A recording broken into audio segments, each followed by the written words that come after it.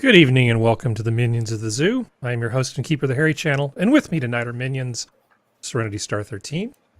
Hello. Sora Luna. Good evening. SkepTock. Hi, everybody. And Dr. Functional. Barely alive. Hang in there, man. Just got a headache.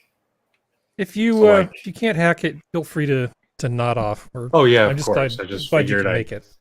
Pop some drugs and see if I can, power through. Figured you'd try to walk it off. You don't have to be anybody's scapegoat. I don't want to be any kind of goat. Have you met Chuck Cougar? Well, I would ask how you've been, because that's normally the way this works, but I think I already know the answer. Crappy. Is there anything that you'd like to share before we move on? Happy birthday to Elwin. Oh, happy birthday, Elwin. Oh, happy birthday, Elwin. Excellent. Happy birthday. Happy birthday. Awesome. How about you, Skep? How's your day?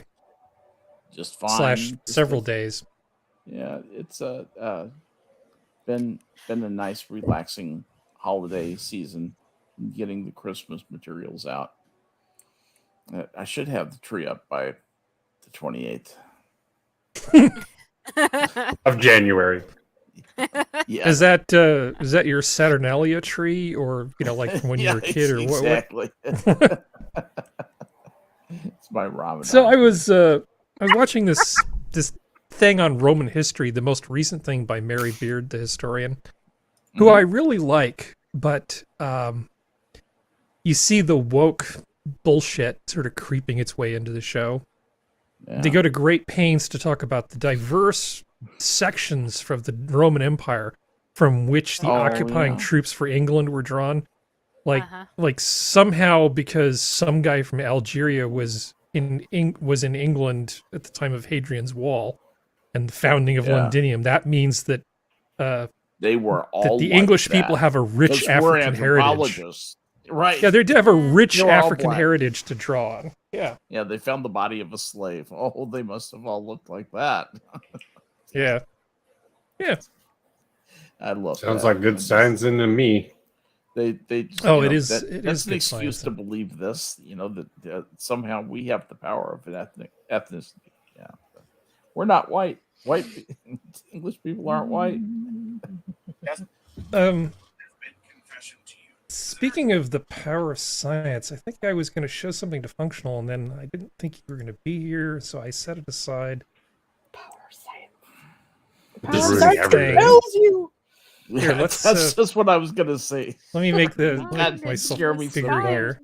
I talk faster. Okay, and then we'll do this, and then we'll do this.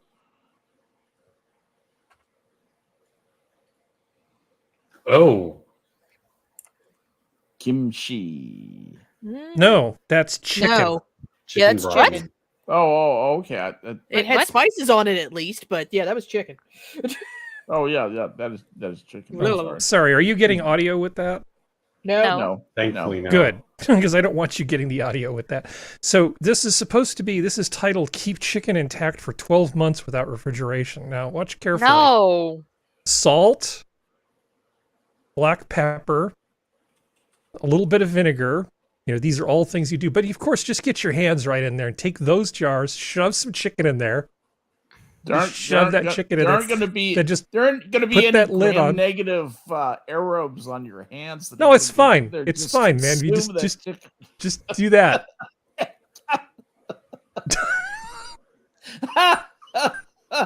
Ew. Let's dig in. Why? I mean, she's basically just sous videing it in a jar. Yeah. But this is not how you do. Well, I could count the number of ways that this is. Well, okay, if you're going to do this with chicken, you have to you've got to use proper canning jars, first of all, and you need to use a pressure canner. Now, in her defense, she did put it in the hot water bath for 5 freaking hours. So that probably will kill any of the bacteria will. between It the salt, actually- and the vinegar and the 5 hours of time. I've never Sure. canned anything for 5 hours ever, but don't- putting it in those jars, it's like Potting this is a way to get people killed. Yeah, it absolutely is, and not only that, you not only have the possibility of the salmonella bacteria from chicken, but in situations like this, you run the risk of Clostridium, of botulism. You can get Yeah. botulism from chicken. People don't realize this. You can get botulism from chicken, just like beef. Yeah, during what was it, the Oh, American Civil War, a lot of the problems they had was that they just buy like these casks of preserved pork from Hormel, and it would just be off. I wonder Right. how many people never made it to battle just because of Hormel. That's what, and even Hormel was such an improvement over what had Yeah. been before. So Well, actually, I think the origin of this goes back to Napoleon.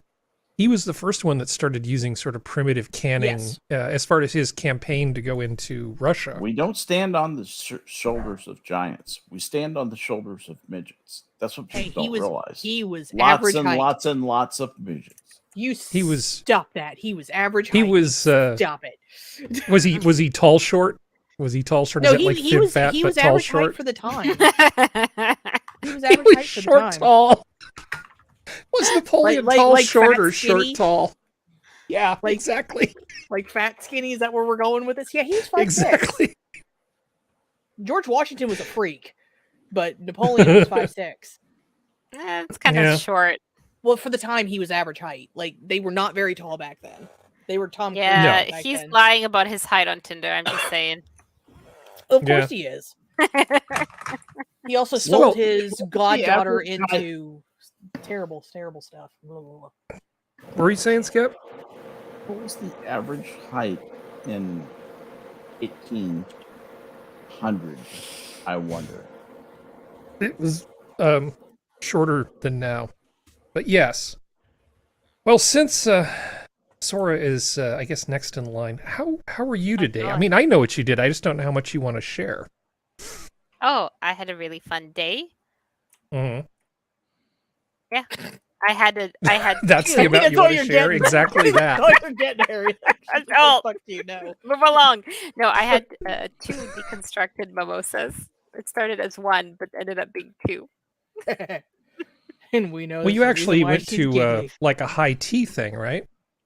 Yeah, it was with for like it was impromptu. We weren't supposed to go, and then someone called up, and it was like, "Hey, I have reservations. Do you want to do this?" I'm like, "Okay, we need another person." We grabbed another person, and we spent the day out. It was nice.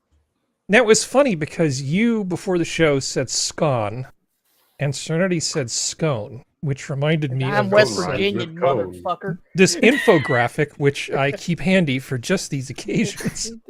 Oh God, Harry. It's actually very regional, Worrying. whether people say scone or scone, and that's why I keep this handy map. So if I travel somewhere, I won't embarrass myself. Mm-hmm. Mm-hmm. That picture is a biscuit. That is not a scone. that is It's That very looks like a low. It's- biscuit. Yeah, that does not. It does look like one, but that, Now, but it doesn't matter how you pronounce it. It's how do you have your cream tea? yes. mhm. Do you go the right way or the heathen way? Probably the heathen Okay, way. I'd which probably one's go the heathen way? Jam, then clotted cream. Oh no, clotted cream Ah. and jam. Always Mm-mm. clotted cream and jam. Mm-hmm. We're Devon people. We die Devon people. Doesn't matter where you're Wait. from. So there's people that put jam on their scones and then put the clotted cream on top. Yep, they put it on top. Yes, and we pray for their souls. No, it's like mayonnaise. You want to seal the scone. Oh God, it's gonna be No, one of it's those just you nights. put the. No, you definitely. You're right. They're wrong. I agree with you.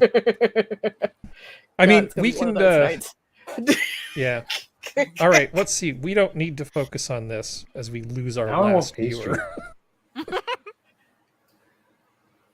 It's like, what are we doing? Okay, we're doing that. All right. Technical excellence has been achieved. Yeah, but anyway, you had a lovely day. It sounds like so. That's Yes. fantastic. How about you, Serenity?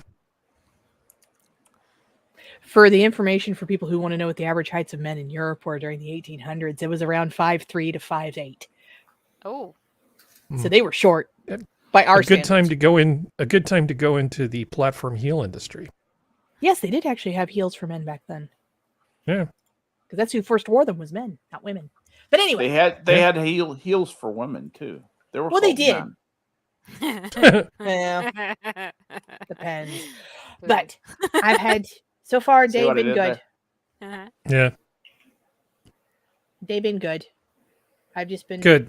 chilling, just trying to get healthy because my throat was still hurting yesterday, and it's gotten better today. Thank goodness. Well, we have a topic for tonight's show, which I think is going to. Sweet baby Jesus. It's probably gonna wind you up. I know it's gonna wind me up. Whee! But that's not the first thing. I wanted to revisit the Tesla semi thing, right? Remember we were talking about Yep. This is the 500-mile trek. yeah, 8,100 the- pounds. What I 81,000. was Bill referring to Gates last said week on the show. said yeah, this is an actual article about what Functional brought up last time. It's like, yeah, he actually did it. Bill Gates said it couldn't happen, and he went out and did a test, and sure enough, 500 miles in that truck. Pretty awesome, actually. Proof that The- bullying works. Electric cars are kind of stupid in a lot of ways, but if you're looking at city centers where you're delivering to a place where smog is a big deal, and you want to not have a bunch of diesel smoke, I can see a place for something like this. Maybe not on the long-haul interstates in the U.S., and maybe not in cold as hell Canada in the middle of winter, because you know you're going to get about 40% of your battery capacity is just going to disappear because of the winter. No, but to get that's from the not yards gonna be good. to where it needs to go it's really efficient at that. Yeah, like there's a from, number of places where this might work. Yeah. Well, like down here in the States, it would be better for it to just be we have more hubs for the train freights, and then these trucks just move it to the distribution centers and move it out from the district and don't make long haul runs anymore. Or it's an add-on for the long haul guys who just need, like, I'm getting tired and I have to drive for 18 hours. Let me just turn the assist on to make sure I don't take anybody out, but I'm still technically Except they're not driving. allowed. They're not allowed to drive for 18 hours. If you look at the amount of time that they're allowed to drive, okay, and you factor in that they are supposed to take a break. If they basically drove, took a break, stop at the nearest Love's truck stop, plug into a DC fast charge thing, get back in their truck and drive, this distance is enough for a lot of them to actually do their job. Full stop. Well, you don't okay, even let me have to like make up a special scenario. I mean, it's actually enough. Well, let me rephrase. They don't get a lot of sleep. And even though they're not driving for 18 hours, they still either they have a bad night or something like that. This can at least also just be a nice little addition that we don't start taking people out. Because I've seen some semi guys, I've called cops on semis who are driving the way they shouldn't on more than one you occasion. should. Yeah, because- and they pull them over and they look at their book, and if it looks like the numbers don't add up and they've been driving longer than they're supposed to, they get in some big trouble. Well, I mean, not even that. If they just look tired, cops around here, because we have, for anybody who wants to see some video, we have down here in West Virginia, we have West Virginia Turnpike. And the West Virginia Turnpike, the grade on the hills going down is so steep that we have to have the gravel ramps. Yeah. That for when the truck's tires blow out, not tires, when the brakes blow out because they can't. So they crash into nothing instead of people. Yeah, they go up the gravel hill. Oh, I've been in front of a truck when it does that. It's terrifying. And it's interesting to watch when you're not in danger. But yeah, no, it's As an abstract concept, it's very entertaining. well, the thing is, because the gravel ramps are also near the very nice rest stops.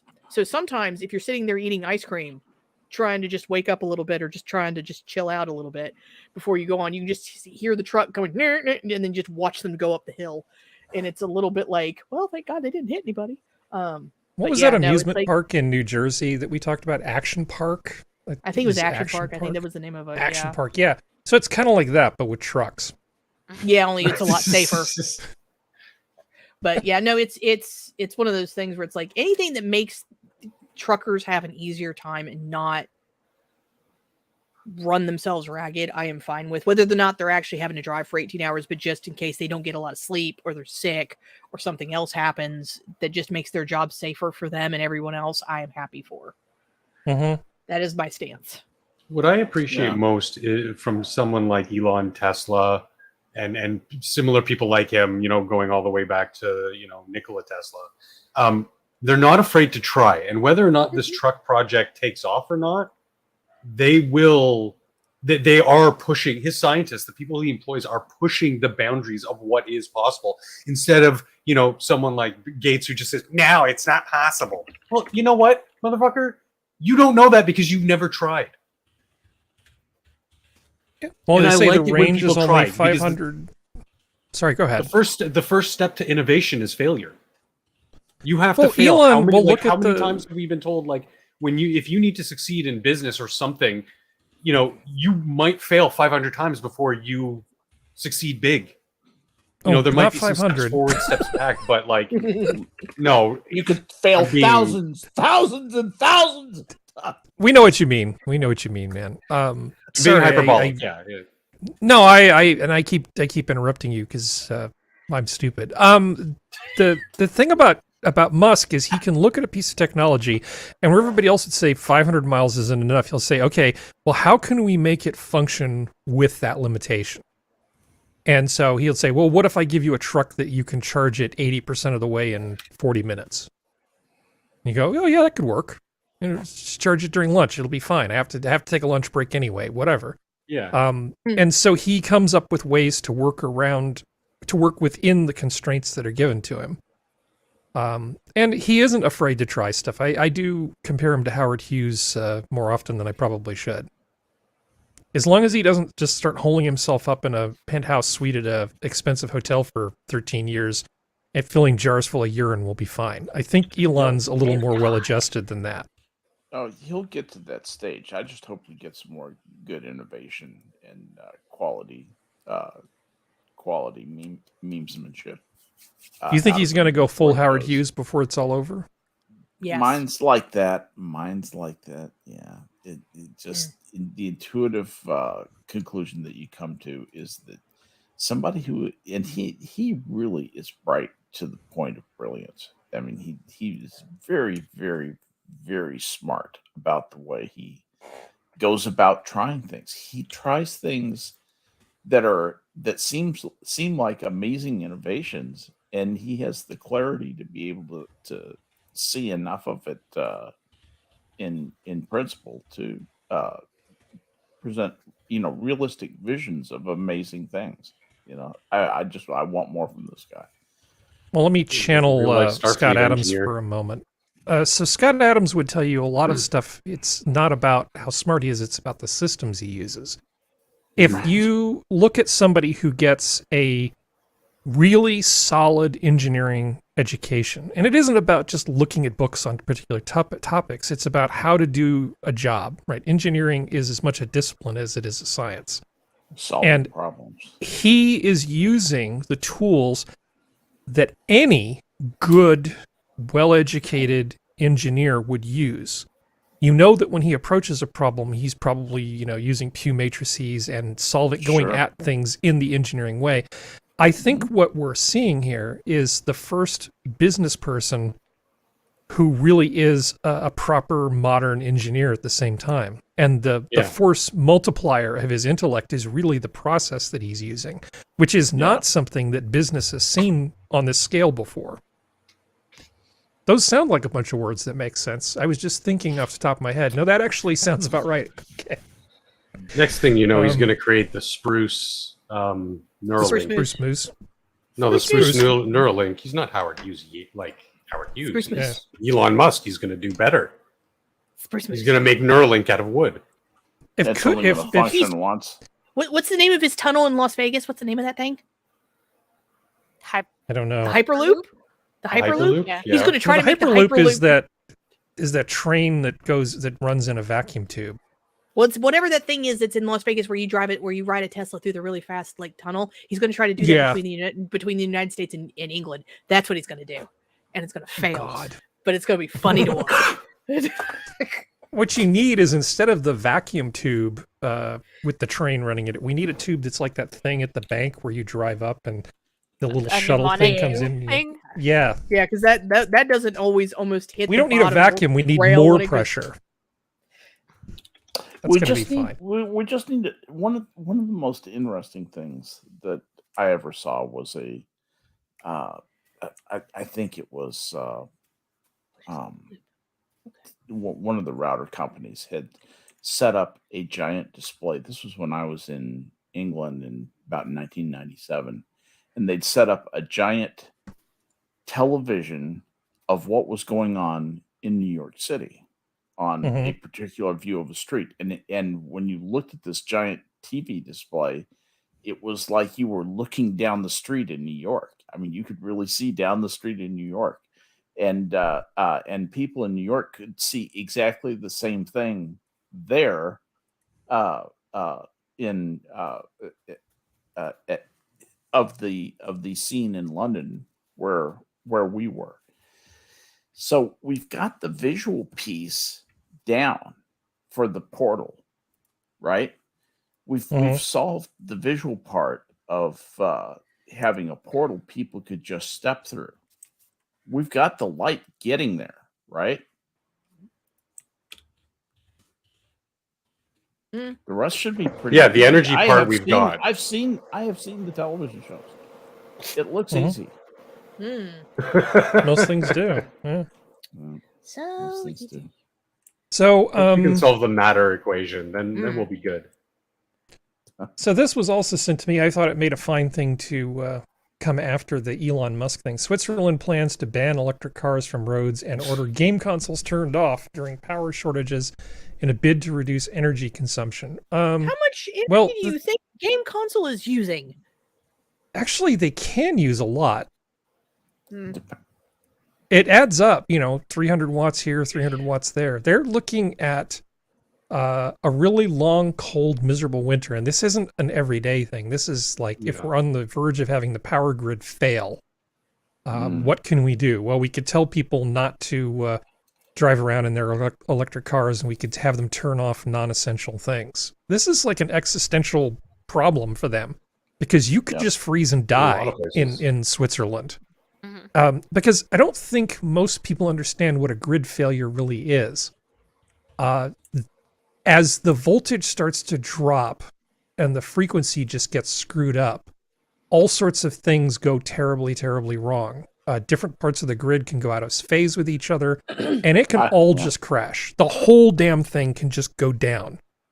So you have to literally start getting people to either save power, or you have to just start turning off blocks of people, which in the middle of like a Swiss winter is not going to be a good thing. As I was reading through this article, apparently like a third of their power is coming from nuclear, and like the geniuses that these people are, they're trying to shut all those down. Hopefully they will rethink this position, because nuclear power is awesome. Yeah, the country gets around 60% of its energy from hydroelectric power stations, such as dams across rivers and generators placed between lakes. About a third of its power comes from nuclear, which puts them in a better position than Germany, which is a bunch of their power comes from Russia. But still, this is the thing. The electric cars produce take a whole bunch of power. I don't think you can really just start turning off all your power sources and being really picky if you also want to electrify at the same time. They screwed. But that doesn't stop California. Of course not. Because California is a certain kind of special. State and federal leaders all applauding a plan to remove 4 dams along the Klamath River. KTVU's Brooks Giroux joins us now from the newsroom with a closer look at what's being called the largest river restoration project in American history. Brooks. Well, Mike, this is a major step forward in restoring the Klamath River. It's a watershed that tribal communities have long relied on, but drought and wildfires have destroyed ecosystems and fish habitats. Now there are new efforts and new money to improve the health of the river for generations. Where are they getting the money? Yeah, so it's enough power gets generated by these dams that they're taking out to power about 70,000 homes. Which isn't a huge amount, but it's not like you can just make it up easily. You know, where is the rest of the power going to come from? Do you know how remote that is up there? Do you know how remote that is up there, up in Klamath River? I used to go camping up there. I used to go primitive camping up there when I was at the PG school. That's where we went. Yeah, it's beautiful country. It's beautiful country, and they the Klamath River is a beautiful. They didn't even have a road next to that river when we were camping there. You actually had to go up the river by a flat bottom boat with a motor on it. Took you upriver, and then it would come up and pick you up a few days later. If it didn't, you probably would die of exposure. Anyway, until you hit this dam, in which case you're screwed. Yeah, well, because your boat's not going anywhere.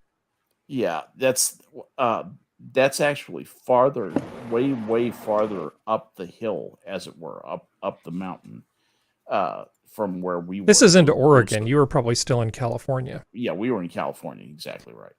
Well, the point being that this is screwing the salmon population terribly. So this is like, you can't have your cake and eat it too. You can either power 70,000 homes and have reliable drinking water and flood control, or you can get back 99% of your salmon that used to be on this river. There is no shortage of salmon for these people to eat.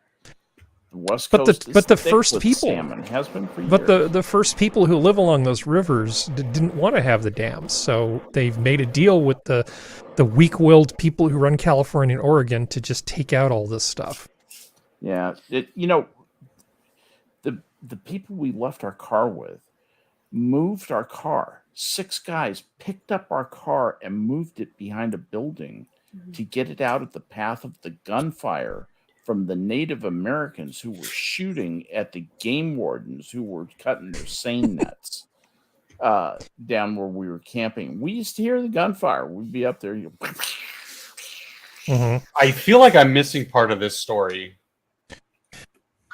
I mean, which story? You're talking about Skep's story or the news? Skep getting shot at and people. Oh, okay, yeah. All right, I just wanted to make sure it again sometime. All right. Well, the story is, I used to go camping on this river, and the natives are militant about their fishing rights there. Yeah. And this was back in the days when the bone of contention was the natives would stretch their fishing nets. They call them seine nets. It's called seine fishing. Across the river and basically harvest all the fish. And this pissed everybody off except the owner of the seine net. So the wardens were out there cutting that off, and the guys who owned the seine nets were shooting at the wardens. And this has been a contentious river and contentious. The dams have been bones of contention since I was there, and I think the last time I camped there was 1978, I guess. But it hasn't changed since. They talk the same way they talked back then. Yep. Good, clean, carbon-free power for 70,000 homes is going to go away so people can fish. Right. Well, no. So virtue can be signaled. Yeah. So virtue can be signaled. Okay. So are they getting rid of all 7 dams that are on the 5? Okay, so they're only getting rid of the 5 in California. They're getting rid of 5 of the dams on the Klamath River. Okay. A bunch of these were going to have to be retrofitted because essentially their permits were up, and they were going to have to be retrofitted to put in fish ladders and all that sort of stuff. So it just seemed like a prime time to just cut it, to just make them go away. Now, in 2016, the Energy Regulatory Commission said, sure, go ahead and get rid of this. And then Trump got into office and they said, no, don't get rid of this. Because we like power, and power is a good thing. Let me see. Let me play a little more of this video, and then Skep can start to get annoyed. Decades of debate over. Let's see. Forget there. That's the governor of Oregon. Dam demolition in U.S. history in the California-Oregon line. Then we have this guy, tribal chairman. Bring back to It's awful white. To celebrate collaboration. And you see who that is next to the tribal chairman right in front of Gavin Newsom, Skep? That's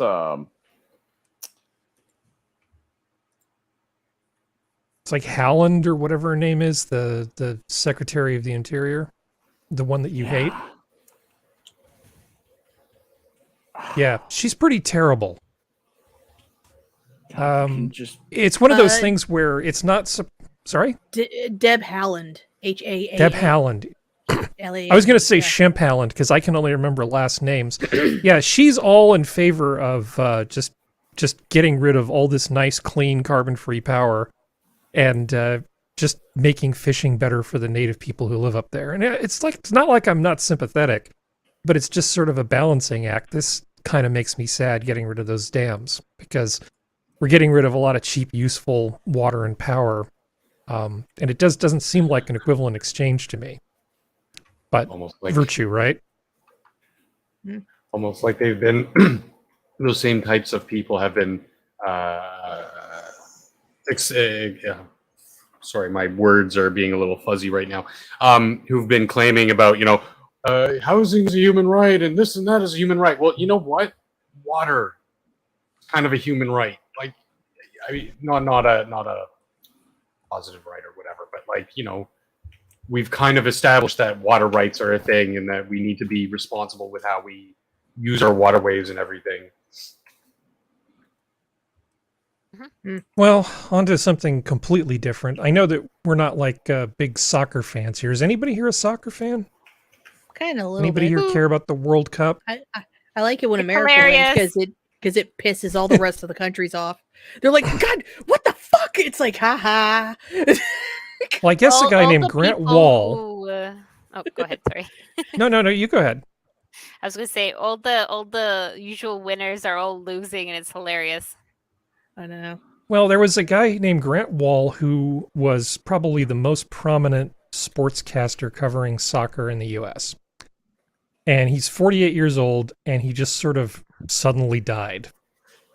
Okay, is this the guy with diabetes and bronchitis and everything else that... I got bronchitis. What I heard was he was actually in reasonably good health, but was complaining about this respiratory thing. This is his wife's Facebook page. Medicine, infectious disease, epidemiology. We can find plenty of tweets from this guy talking about, if you're not vaccinated by now, you deserve what you get. So people are making a lot of hay about this because the whole people suddenly dropping dead thing, everybody who's sort of anti-vax is like, well, I told you so. And then everybody who's pro-vax is like, well, you don't know it was the vax that actually caused this otherwise healthy 48-year-old to drop dead suddenly. He was wearing like a rainbow shirt, and the people in Qatar or Qatar, however you pronounce it, didn't like that. And so there was a big dust up on social media, and his brother, who's gay, after he died, made some comments about, yeah, he was wearing that shirt for me. Yeah, way to refocus the attention, asshole. Your brother just died, but you're going to make it about you. Me. Also saying that Qatar had him killed. Like, the government in Qatar had him killed because he's an advocate. He was an advocate. His brother was for gays. Don't they have other things to do? Well, I mean, it is Qatar, though. Yeah. Like, it's not exactly the most forward-thinking, as kind of place. Because he was detained for nearly a half an hour ahead of the opening match. Right. The truth is probably somewhere in the middle, in which, yes, they detained him, they let him go, but they didn't protect him when they let him go. Yeah. You don't walk down, downtown big city in Qatar and gay attire and people will take great offense to that, violent offense to that. Sometimes people do just die, by the way. I mean, I knew a guy who just disappeared, and 3 days later, people from work went to check on him. One of the sweetest people you'd ever hope to meet. He was just dead. He just died for no reason. Healthy. He was just dead. And this was long before people got vaccinated. Sorry, Serenity, I didn't mean to interrupt you. Well, no. Apparently, they didn't even have ambulances, or at least they weren't going to let him use one, because apparently after he collapsed, they were giving him CPR, and he had to be taken by an Uber to the hospital. Wow. I mean, That's terrible. Man. Can I be the asshole? Please. Do it. Please. Don't go into a country like Qatar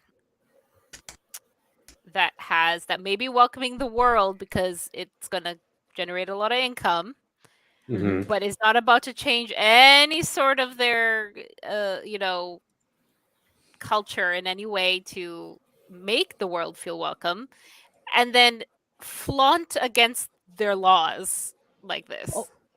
It gets bigger You know than that. what I mean? Like I'm not victim blaming. I'm trying not to victim blame. I'm not trying to say, hey, it's not surprising this happened. Not that he passed away, but that things like ambulances didn't come or this, or they seem reluctant to help, if that was what the feeling was. I'm just saying, it's like the women who go to Dubai and walk around in bikinis on the beach. It's like, this is not the place, sweetie. Well, it's like, you're not going to change. I don't know how many years of certain ideology in 2 weeks or whatever, or because you wear one shirt. Sorry, Serenity, I keep interrupting. Well, he also wrote in an article that because at this point, allegedly, Susan, the stadium was built by slave labor, or at least migrant workers who were not taken care of.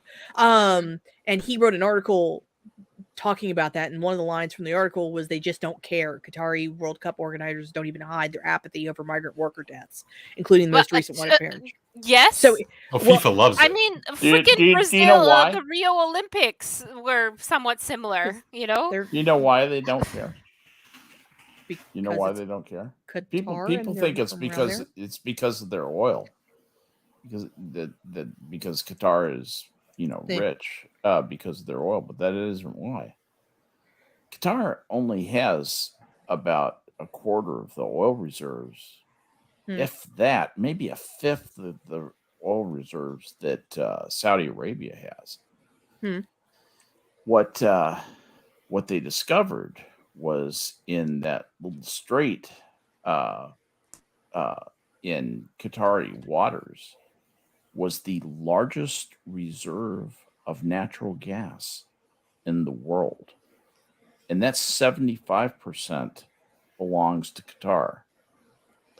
And 25%, I think, to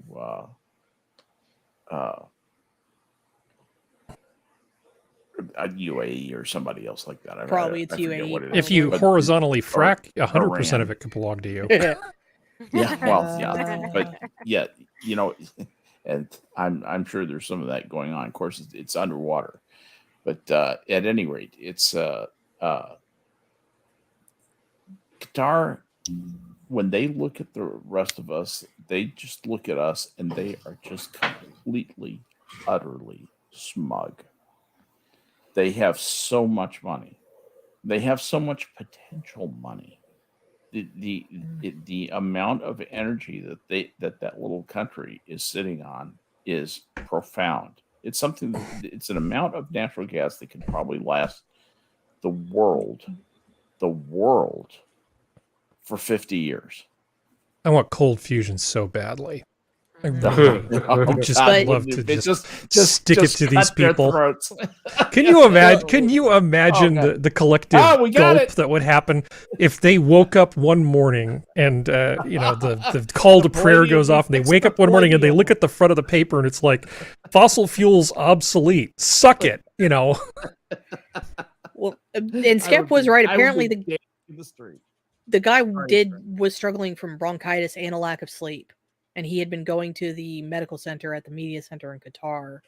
And I would be dead so many times over if that's all it took.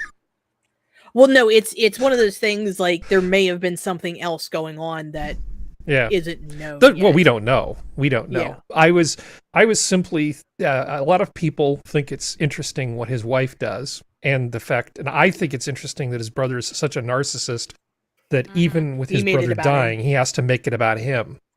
Well, I mean, as much as I hate these people who do stuff like that. going to go real homophobic here for like 5 seconds, so bear with me. I don't Most have the older allegedly handy. So. Well, I said allegedly earlier, so allegedly.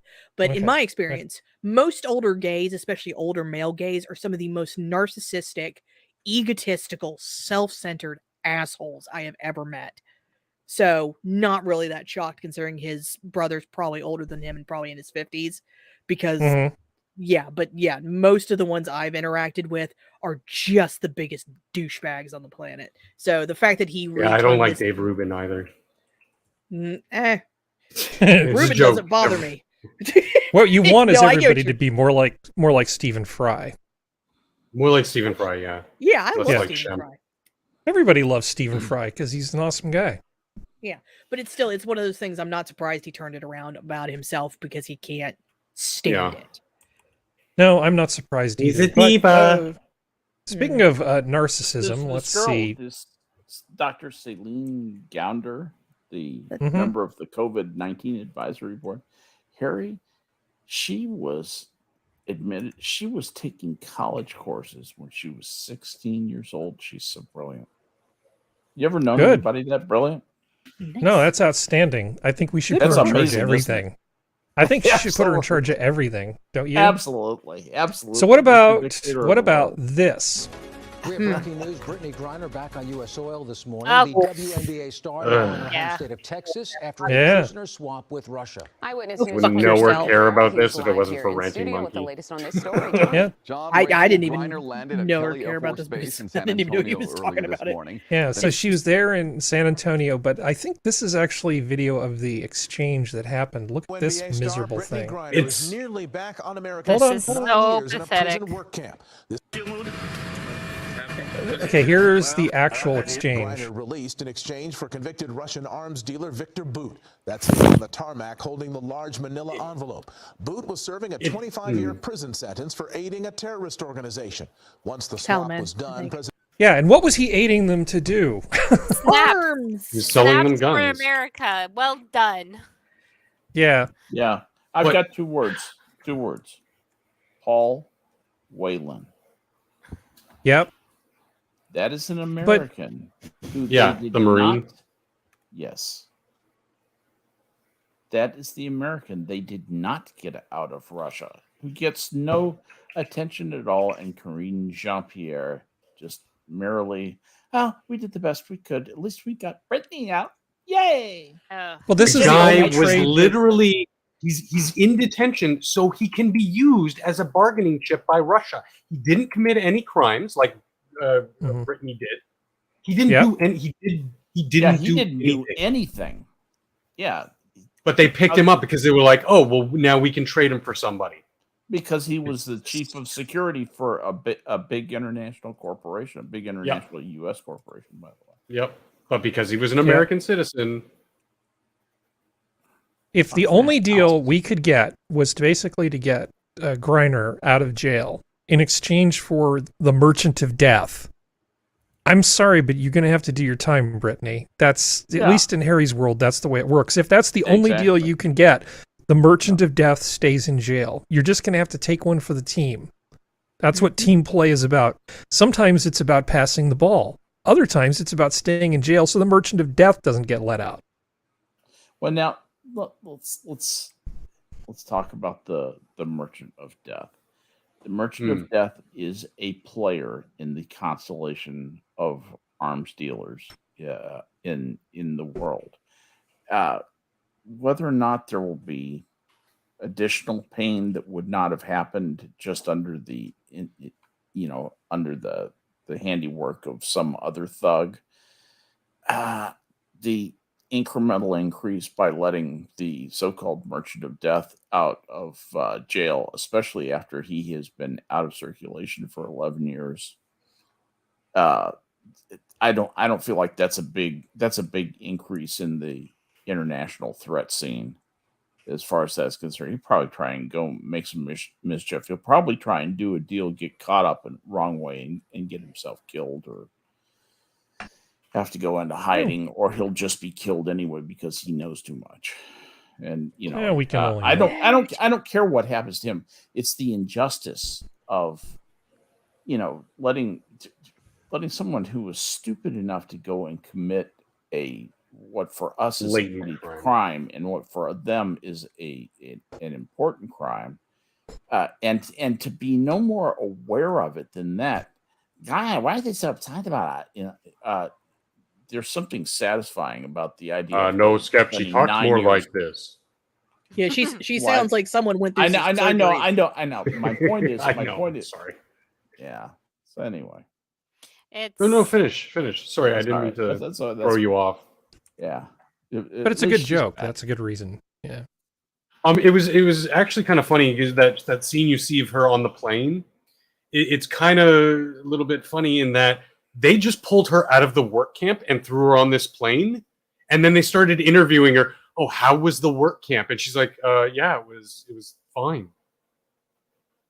And they're like, do you know where we're taking you? She's like, no, we're taking you home. You're going back to the United States. And she's like, oh, as if like she thought that they were like taking her somewhere else to do something horrible or something to her. That's just the way that they operate over there, right? Yeah. The judicial system is nowhere near the West's. This is terrible. There are no good choices. So yeah, maybe Jean-Pierre's right. Hey, we did the best we could. We got Brittany out. Wayland will just have to wait his turn, I guess. I love Corinne Jean-Pierre. She's so dreamy. Yeah. So here's another story. Major retail brands are threatening to close more stores. They say rampant theft is to blame. Walmart is estimating billions of dollars in losses, and Target is projecting it will lose $600 million by the end of the year. New at 6 tonight, KTV's Tom Baker. You want to know how you make food deserts? This is how you make food deserts. Yeah, billion with a B. Yep. Yeah. Billions. Yep. Of dollars. You know what that means? Sold by Walmart. I mean, higher prices at places like Walmart. Yeah, 600 million. Well, no, but these people, you hear them talk about, oh, well, they've got insurance. They can just cover it. Yeah, that's... It's like, no, that's not how insurance works, morons, but okay. Well, sure, until they don't want to cover it anymore and they leave. Yeah. And their premiums go up and your cost of, bread and eggs is going up again. But I mean, like Aldi's already started to pull out of low-income neighborhoods because they're getting stolen because Aldi can't lock anything up. And then you take Walmart out. Like I said, you want to create food deserts, like actual real food deserts. You're about to have them created, and it's all going to be in California. Well, not all in California, but a good portion of it's going to be in California and New York. You have to go to the Bogota. I don't know if we're going to talk about it, but that's why I love the story of the Philly gas station guy, the guy who owns those few gas stations who hired armed security. I'm like, if this is what it takes. Have at it. Do it. More companies need to have armed security at their doors now in these places where these flash mob of crime happen. Because the police aren't doing it. The local electorate isn't doing anything about it. Not electorate. Elected. Sorry. Turn into Cyberpunk 2077. Militech. Hired for your safety. Well, she looks sad. Let's make something else be on the screen. Apple announces plans to encrypt iCloud backups. To which I say, why wouldn't you do that anyway? Like before? I was like, I didn't realize it wasn't. So what this essentially means is that the data would be encrypted using a key pair. So your computer would encrypt the data before it sends it into the iCloud so that it's at rest, it's encrypted. Now, this is going to come as a huge shock to you, but law enforcement doesn't like this idea because it means that if they subpoena your stuff from Apple, Apple's just going to say, well, you can have the data, but it's encrypted, so you can't look at it. Suck it, nerds. Fuck you. But from a consumer perspective, this is absolutely the right thing to do. You don't want people having, like random Apple engineer having access to your data, even if it requires some amount of work. It's not like they just go to a hard drive and drag it onto a thumb drive and take it home. It's not like that, but still, the data is there. Question. If they get your physical laptop, and they access it and they like even if they don't log on in under your name, but they have the physical laptop, and they somehow get access to the iCloud, even though they're not logged in as you, but they can still get access via your laptop. Would that laptop automatically decrypt it to get to stuff, or would it still have to? You would still have to log in, and then only then would it decrypt it? If you had the laptop and the laptop was unlocked and you had access to the keychain that's on the laptop, you would be able to decrypt it. Yes. Okay, so if and there's also a go ahead. Sorry. Well, I was about to say, so if they get a hold of the laptop and they can figure out the keychain from the laptop, then they can decrypt it. Yes, they absolutely can do that. Now, the important thing to remember about any kind of encryption is there's a very primitive kind of decryption which always works. It's called rubber hose decryption, which is where you beat the person with a rubber hose until they give you the password to unlock the keychain. Or soap in the sock. Yeah. Yeah. Rubber hose, soap and sock, those are both very, very effective ways that seem to work regardless of the length of the key. Walking through the office with your phone on will usually yield a few passwords. I'm just saying. But what this stops is them being able to go in and look at your data without you knowing about it. Yeah.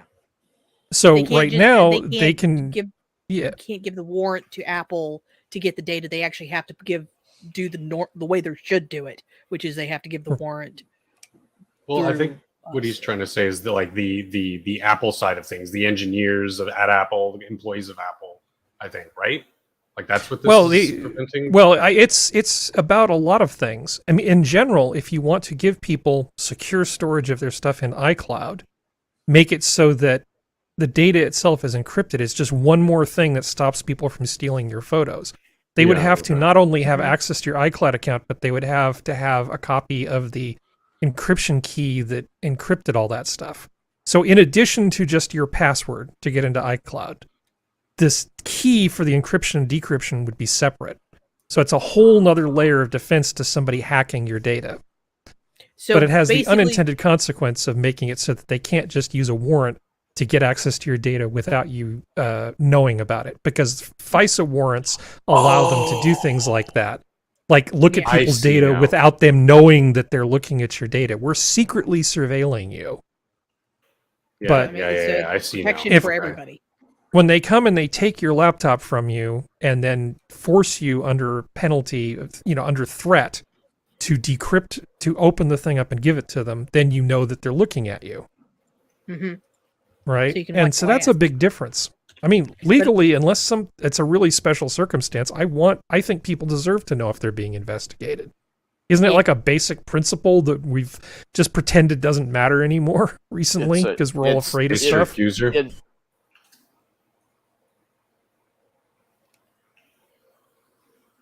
Go ahead, Skep. Oh, okay. I was like, who's talking? I think it's always been inferred from the Fourth Amendment that there's a basic right to privacy. I think that's where the expectation of privacy in these matters, these situations come from. Yeah.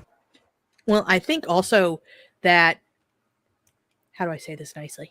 Because I'm in a bitter mood today. So how do I say this nicely? I think this also means that for whenever an actor or actress claims that their nudes have been leaked, now Apple can go, no, it wasn't. The only person who could have done it is you, toots. Yep. Or your significant other. Well, they'd have to get access to your laptop, true. But still, it kind of cuts down the amount of random ass hacker in the middle of the ether just managed to somehow get in there. Harry, what they always claim. I have a question. I don't know where this stands these days. It used to be that the encryption was way out ahead of the ability to brute force decrypt things. That's still true, isn't it? You can't brute force decrypt things realistically anymore, can you? No, it depends on the encryption. Okay. So okay. So to give you the short answer, as computers get faster and faster, the sophistication of the encryption needs to increase to keep up with it, right? So at any given, so if I give you an answer for today, it's an answer for today. So absolutely, for instance, that's why encryption, I was saying I haven't been keeping up with it. It used to be a race, you know. Well, it's not just about the encryption part of it. There's also a built-in checksum mechanism that happens. So if any part of the encryption framework is weak, it can cause problems. I've had users run into this issue. Why can't I log into this new system? Well, because the type of SSH key you're using is no longer supported. What do you mean? Does that mean RSA encryption is no longer supported? No, I didn't say that. I just said RSA encryption with this particular type of checksum is no longer supported. It has been deprecated, and they're forcing people to get better encryption by just saying, this no longer works. Clean up your shit and use something more modern. So it's common for encryption technology which is no longer secure to become deprecated, and then eventually it just is no longer supported. And then you wake up one day and go, how come I can't see my pictures or I can't log into the server? So the goalpost keeps moving as computers get faster and faster. And quantum computers will probably make almost any kind of traditional encryption pointless. Useless. Obsolete, right? Yeah. Yeah. The real answer is there's no encryption that you could use that if a 3-letter agency was sufficiently motivated, they couldn't break it. So you should always assume that if they really, really, really wanted to know what was on there, they could crack it. One of the big 3-letter agencies. And it's not the FBI that I'm talking about. Yeah. Ironically, they're not the worst of it. Well, the people I'm referring to really know what the hell they're doing, and a lot of very, very, very smart people work there. They are not stupid, and they're not stupid. They're very smart, and they hire really good people and take good care of them, and they're pretty loyal to the cause. So when bad people try to hide stuff, and we really absolutely need to crack it open, they can. Now, this doesn't mean that if some county, Roscoe P. Coltrane, county sheriff, suddenly decides that he's got a beef against some guy that's dating his daughter, he's not going to be able to grab this guy's phone and go, I'm going to see if there's pictures of my daughter on here, and then put it in an envelope and mail it to, Virginia, and then get the thing decrypted. You have to really be a person of interest before the 3-letter agency is going to turn, $100 million worth of computers loose on it. That was a really long answer. I'm sorry. Because these would be the people without those types of jobs would be the ones trying to crack the encryption. Well, let's just say they don't have to worry about student loans. No, I know somebody who moved down there who was really adept at his craft, let's say. Look at how beautiful that segue was. Oh, very nice. And he lands it. People are sharing how student loan forgiveness would change their lives, and it's heartbreaking. This is from BuzzFeed. I feel like I've seen the name Morgan Sloss somewhere before. It's no secret that student loan debt has severely affected quality of life for millions of people. Yeah, borrowing a bunch of money that you can never pay back is a real problem for most people. As someone who knows people who have not paid their student loan debt back, they just keep going. They pay for stupid shit and don't even try. But anyway, there's Gary. Well, look at, can you read number 1, Serenity? No, I'm not going to be that much of an asshole. Okay, I would be able to move out of my parents' house and focus on finding a career that I enjoy. Bitch, no. Rather than one that would make me more money to pay my student loan debt. Fuck off. 100%. The career that you enjoy, that's called a unicorn. Yeah, very, very, very, very, very, very, very few people enjoy the career, aka everyone other than Harry. Very few left-handed relievers for the Yankees. Very few of these people. Number 2, I'd be better able to put my son, who has a mental disability, in a much better school district. You know what helps with that? School choice. School choice. Charter schools will help with that. You want to make more money. There's so much wrong with that statement. It's hard to even break it down. Go ahead, Sora. So in a much better school district, Yeah. why does student loan debt prevent you from moving? Is Well, it because I mean, she's got the pores, so she can't live in a place where they have good schools. but won't you have so there's no state-run anything that can help you in that situation? I know there is here. There's programs and stuff, but I don't know. This is a genuine question, not. I should have that tone of voice. Well, remember, this is what she thinks is going to happen. This is what she says is going to happen if she gets a big pile of money. But there's no guarantee that she's going to actually do any of this, or that the other school district even exists. But it's all about her, because it's unfair. She has a kid with a mental disability. You can't ask her to pay this loan back. Right? She would say that she would be able to do this. She's not saying she would do that. If she got the extra cash, maybe there's other stuff she'd want to spend the money on. Metal Boy, he's doing fine. So, Sora, would you read number 3?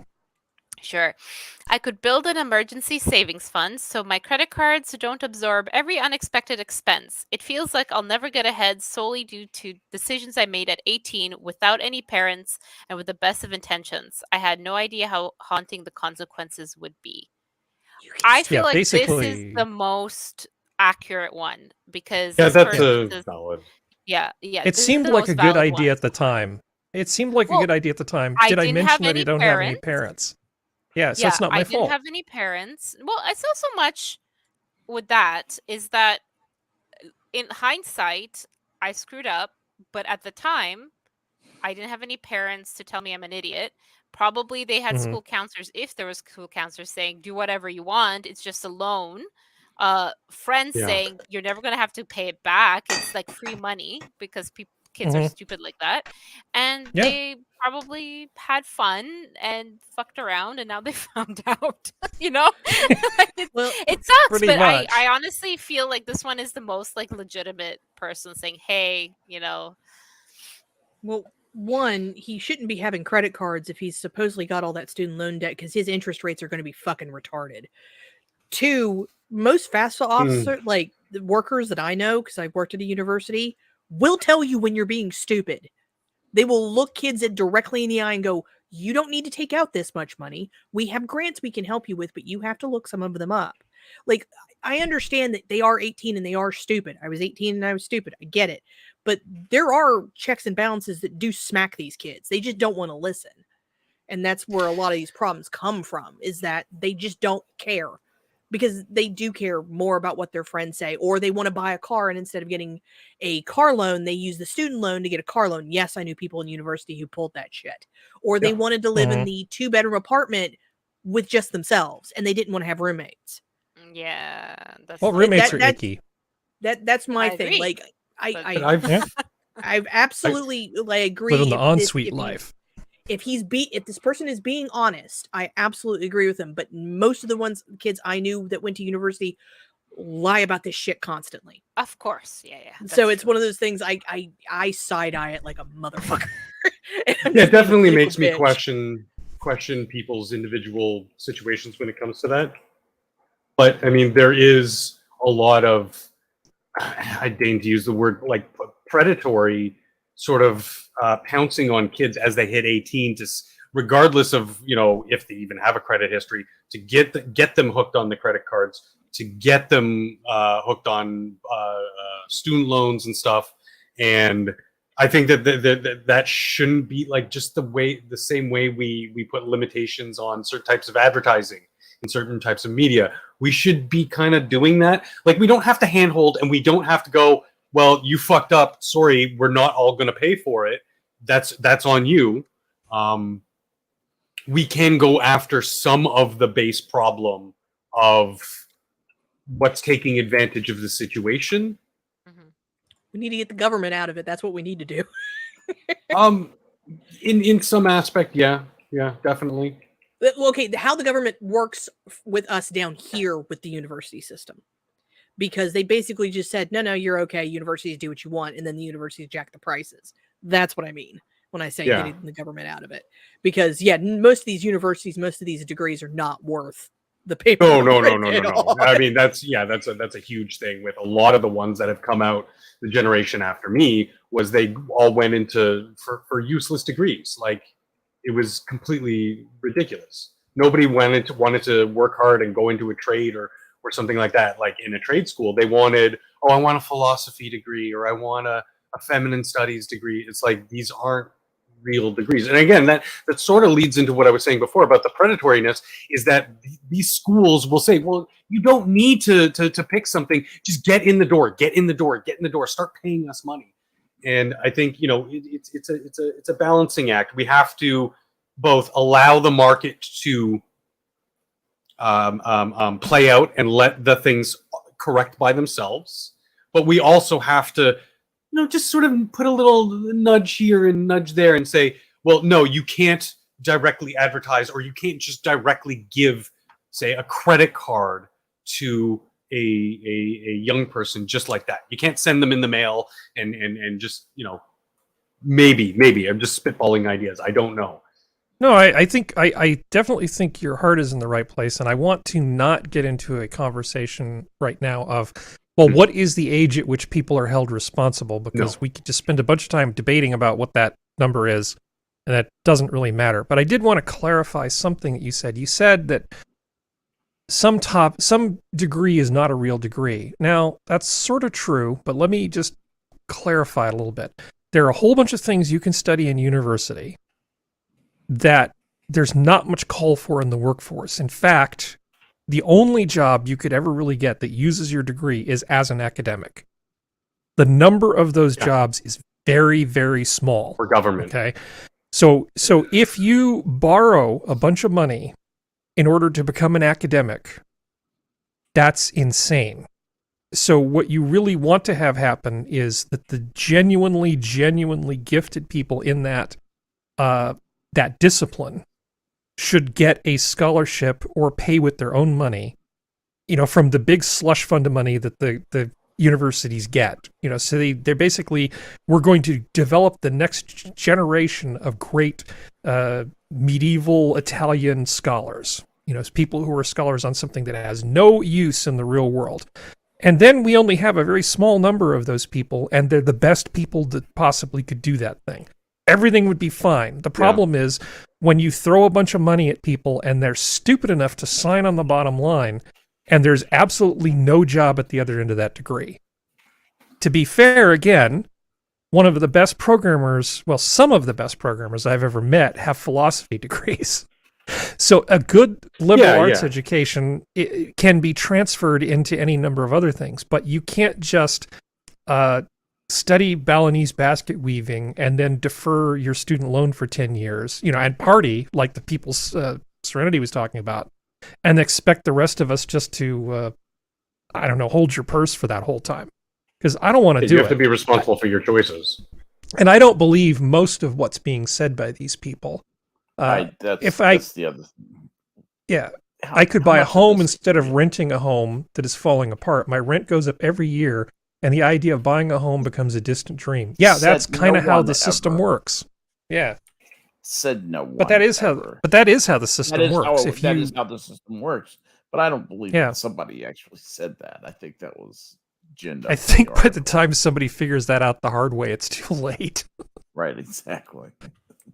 That's when you get the roommates, right? I've known people who've bought properties that have like income properties associated with them. I mean, do you want somebody living in your basement? No, but sometimes it's the difference between being able to buy a house and not.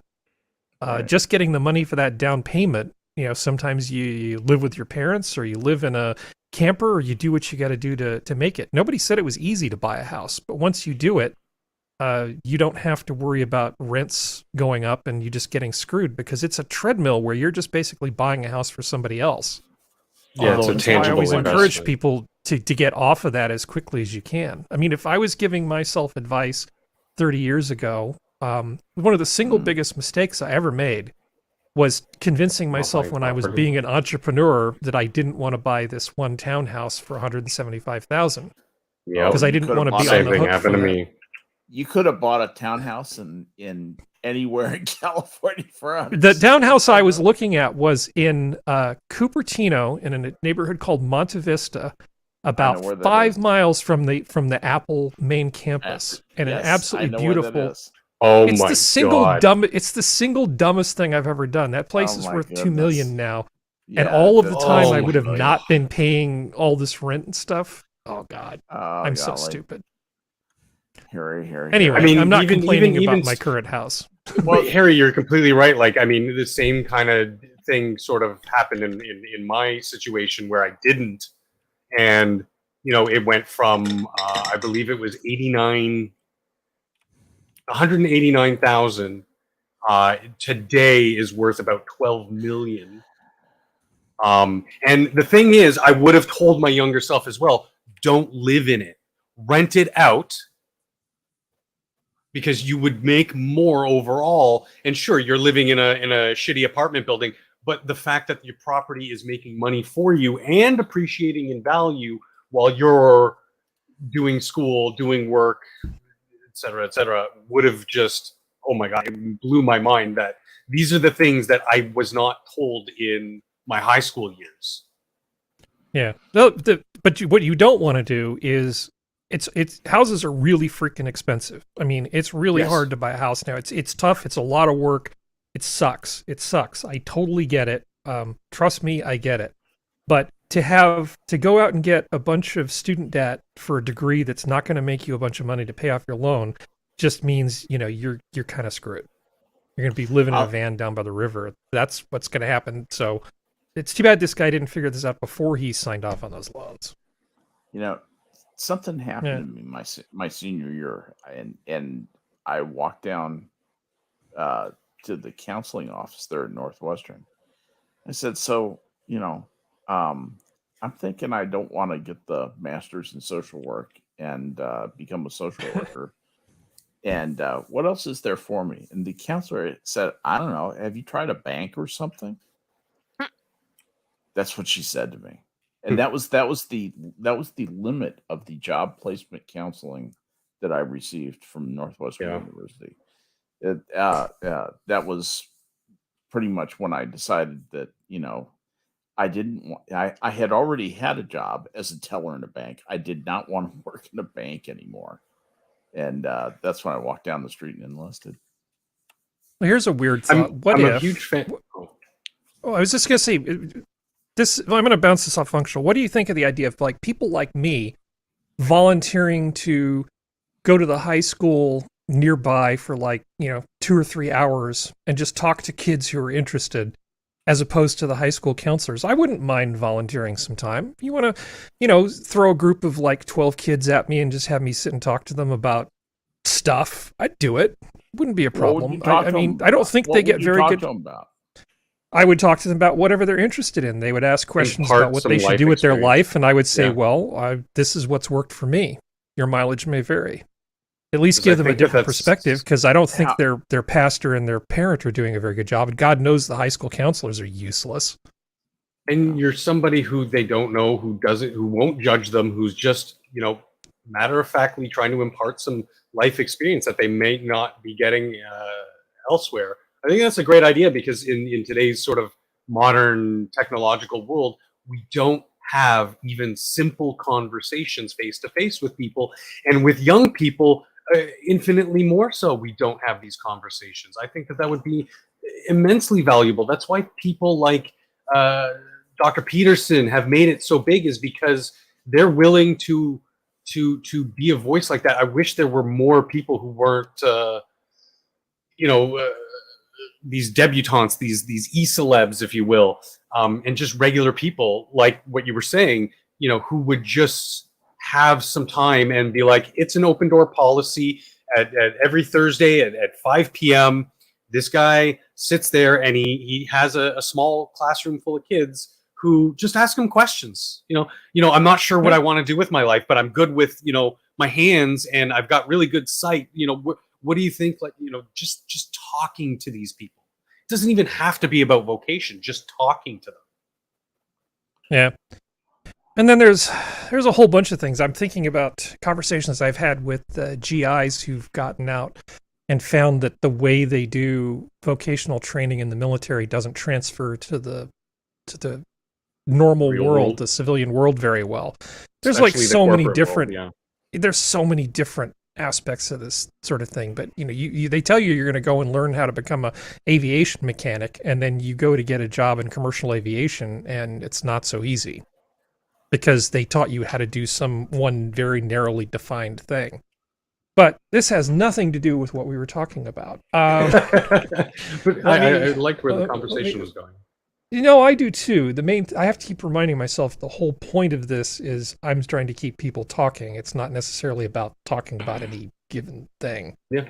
Have you guys been following this whole Twitter thing? The Twitter? Release of all the Musk has been giving information to Barry Weiss, Matt Taibbi, and Michael Schellenberger. I've heard of it. I haven't heard any of the details. So he's giving them a bunch of information about what's been happening at Twitter before, Musk took over, about shadow banning people and all that sort of good stuff, and what they did with Trump. And the only condition he's placed on them is that they have to basically break the news first on Twitter. And then they can go on Substack or wherever they want to do it and do that. So he's like, I'm going to give you access to all this internal information. You just have to break the news on Twitter. So what's this? Oh, sorry. No, go ahead. Continue. What's the question? I wanted to ask a question, but it's probably going to derail a bit. So go ahead with it first, and we'll circle back. So in this particular one, this is just a part of it that's going on. So Matt Taibbi says the Twitter files, the removal of Donald Trump, part 1. October 2020 to January 6th. And so he's releasing all this stuff. The world knows much of the story of what happened between riots at the Capitol and the removal of Donald Trump on Twitter. We'll show you that what hasn't been revealed, the erosion of standards within the company in months just before January 6th, decisions by high-ranking executives to violate their own policies, and more against the backdrop of ongoing documented interaction with federal agencies. The first installment covers the period before the election through January 6th. Tomorrow, Michael Schellenberger will detail the chaos inside Twitter on January 7th. On Sunday, Barry Weiss will reveal the secret internal communications from the key date of January 8th. Holy crap. I mean, what a hell of a time to be alive. This is fantastic. If Elon hadn't bought this stuff, we would have never found out about any of this. We knew that the shadow banning was happening. That's what I was going to been a conspiracy theory. Yeah. Well, we would never have found out. I mean, we all knew that this sort of stuff was going on, but this is the difference between thinking you know something and actually knowing it, which is huge. Thinking you know it, people can just pat you on the head and go, they're a little conspiracy theorist. Oh, yeah. I don't know. Have you guys been following this stuff much at all? Because I know, like, the Quartering's been talking about it, but I cannot bring myself to listen to the Quartering talk about politics. Oh, okay, good. I have been following this minute by minute, and absolutely fascinating. I've talked to a couple of people, a couple of very liberal, staunch liberal people, and they explained to me that they simply don't believe what's being disclosed, and they think this is just a lie that's been concocted by Elon Musk. It's nothing. It's just another right wing lie. It's another Nazi lie. It's why the Nazis have to be. So that kind of leads into my question, if I may, of the statement, or what I've observed was those same people that you're talking about, Skep, these liberal hyper leftist statists or whatever, they've been saying like, because Musk was very adamant about verifying the facts before they're released, and you have these leftist journalist outlets going, oh, why is he delaying? Does he have? What's he covering up? He's not. He's doing that journalism thing and verifying as much of the information as he can before releasing it. Thing. So it was mind blowing that was even a talking point. But I guess at this point I shouldn't be very surprised anymore. The lengths they'll go to spin their message. Yeah. To answer your question, Elowen, you were saying, I heard all of Silicon Valley is moving to Texas. Is there any truth to that? And I can tell you, I don't know of a single person who's done that. Out of all the people I know of absolutely nobody who works in Silicon Valley who has moved to Texas. Doesn't mean it's not happening. Just out of the many people that I know, I don't know of any. The companies that have announced they're leaving are HP Enterprises, Oracle, 8VC. Where's Oracle going? To Austin. No, to Austin. Oh, Jesus Christ. They are. Fuck. Well, but you're talking about the companies, and I'm just saying that I don't know any people who deal with that. But the part of computing that I deal with is a little different than some of this stuff. Yeah, there are companies that are moving. The only CEOs that have moved are Drew Houston, who's Dropbox CEO, Douglas Merritt, who's Splunk CEO, and Elon. Those are the only CEOs that have moved, but I'm sure there's probably lower people.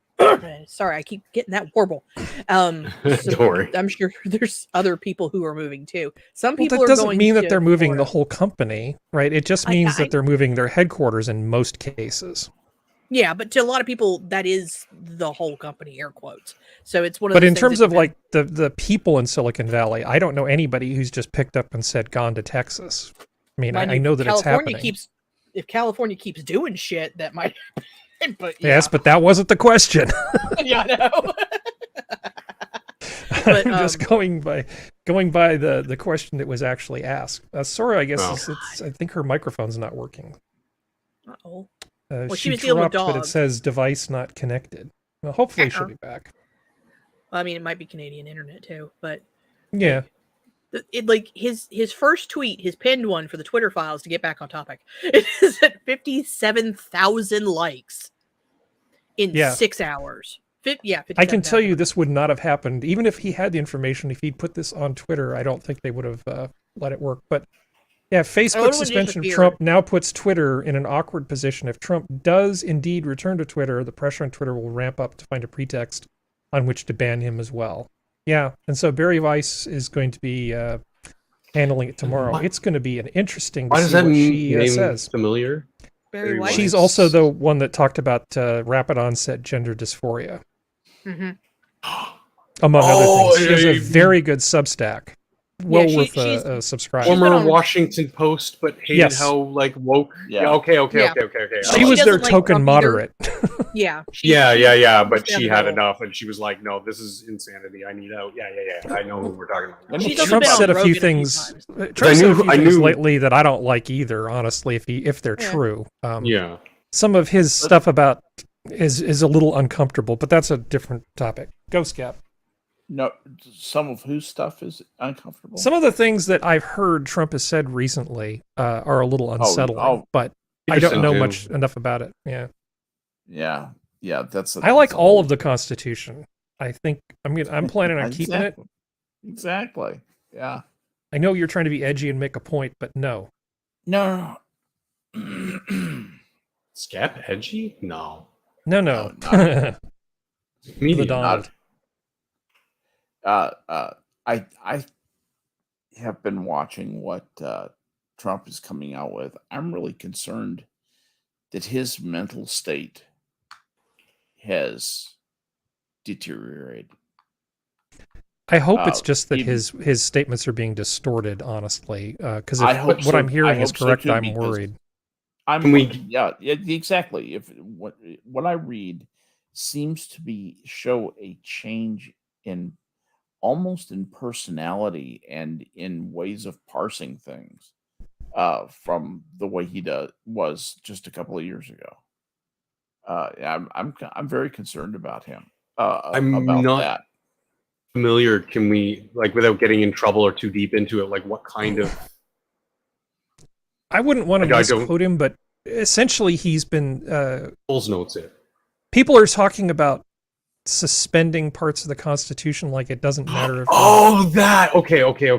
Yeah, I wouldn't even joke about something like that. I like the whole Constitution. I'm big on habeas corpus, like it.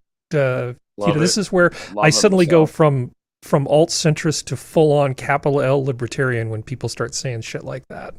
That's the kind of preach. That's the kind of stuff like I would come down there to help defend people's rights because, like, Jesus Christ, that's no. So this is another thing that came up. Texas Governor Abbott, latest in line of government officials to ban TikTok. Now, I was talking to Geodes about this in Discord, and I'm just scratching my head. If you're talking about a government device, it's probably pretty locked down in terms of what applications you can install anyway. I'm kind of wondering about the people running these departments that are letting them install random crap on their phones to begin with, let alone potentially Chinese spyware. If you are using a government device, you should only be using it for a government function. Unless you're in like the Texas Department of Fish and Wildlife Public Relations Department, and you're making TikToks about how much fun it is to fish in Texas, you have no business loading this on your government phone. You shouldn't be any more so than you should be looking at porn on your government phone. If it's not your job, it shouldn't even be there. That's a great point, Harry. But what other pieces of software could potentially be linked to something like the Communist Party in China? Could also be possibly spying on us.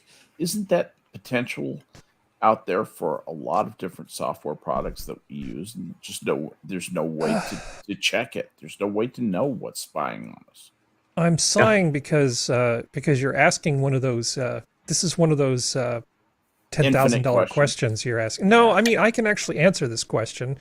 I'm not sure anybody really wants to hear my answer. I'm going to give you the super short answer.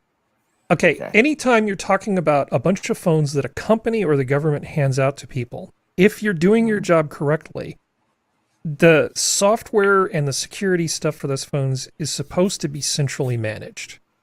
And you would actually lock these things down so that only a list of vetted, curated applications would be installed for the purpose of doing your job.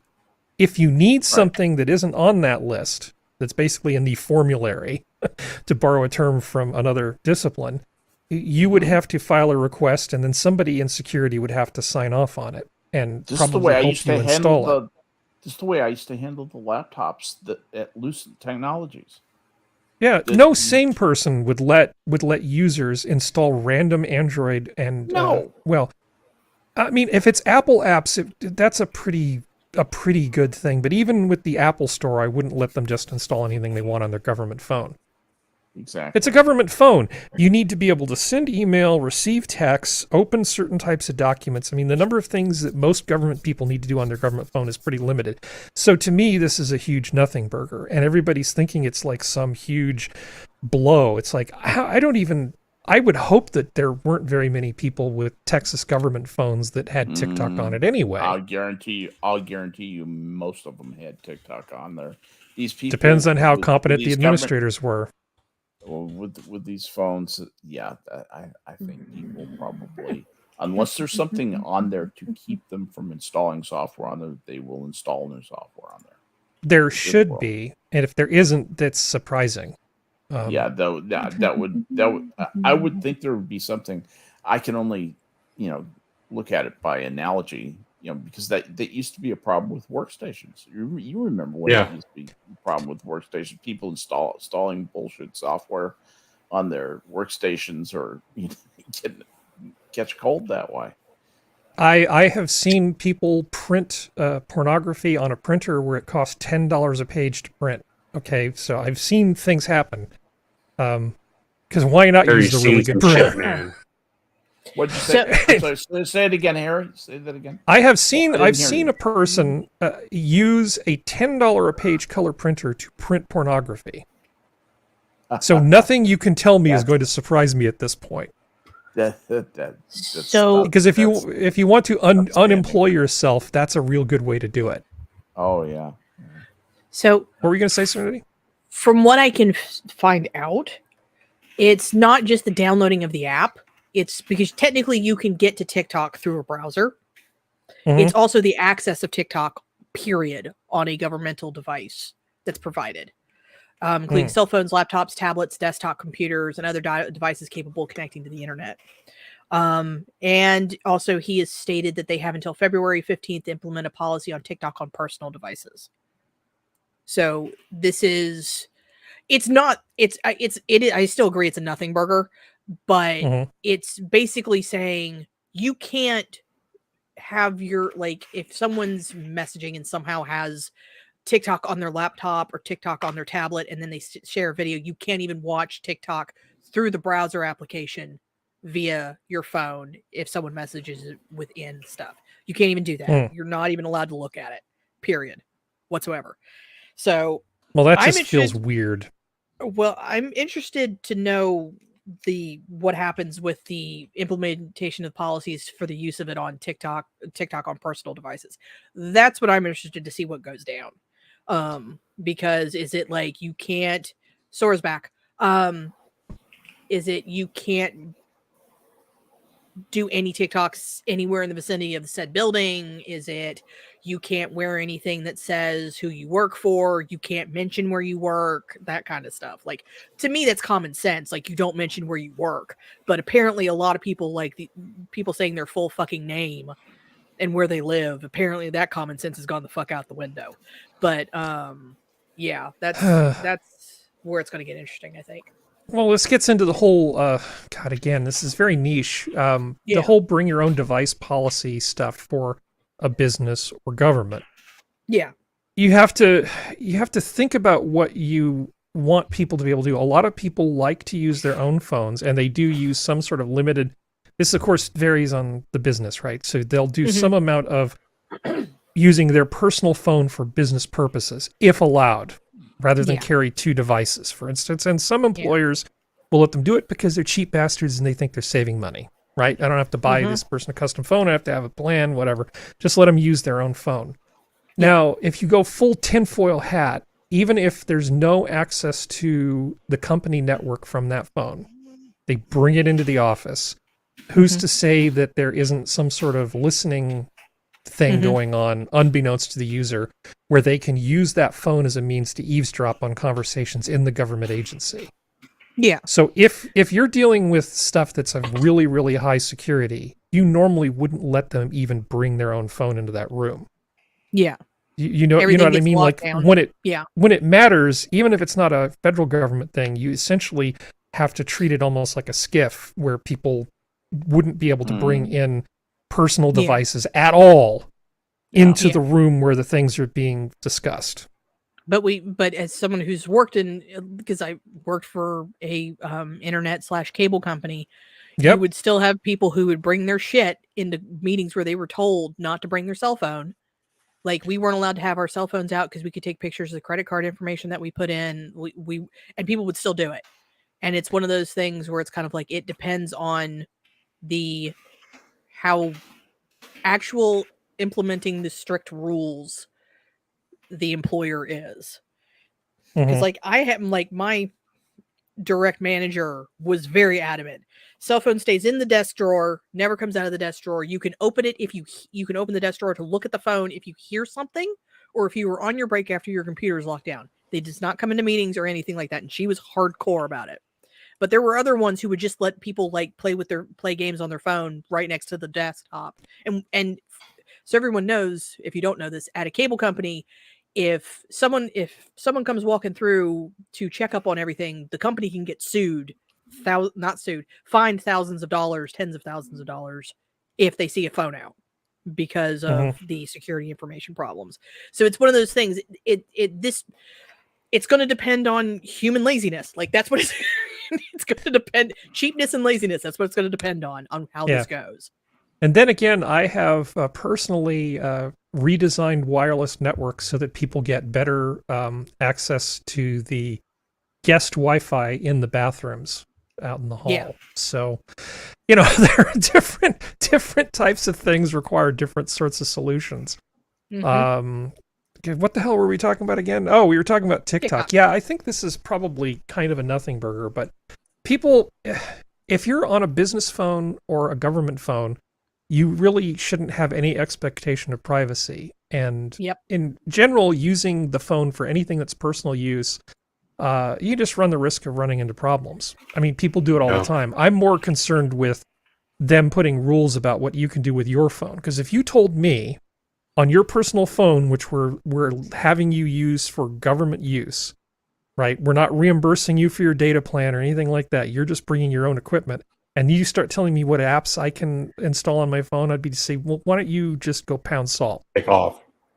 Yeah, because then it's no, I'm against that sort of thing. And it sounds like Abbott's going a little overboard from your description of it. Well, that was the only thing they said is like basically it was the policy on what they think should be done with TikTok on their personal devices, which I'm assuming most of them are just going to do the you don't open it at work and you don't say what company you or where you work for. And that's basically what they're going to do, because that's was our rule when I worked at Spectrum was can't say the name of the company, don't wear anything with any logos on it, and don't say what state you're in either, because if you slip and say where you work, they can come to the building and do stupid shit. Like, I figure that's probably what's going to be the major part of it, is just like, don't have it open, don't film TikToks in the building, don't say your name, don't say where you work. Treat this like MySpace in the early 2000s. Just don't say anything.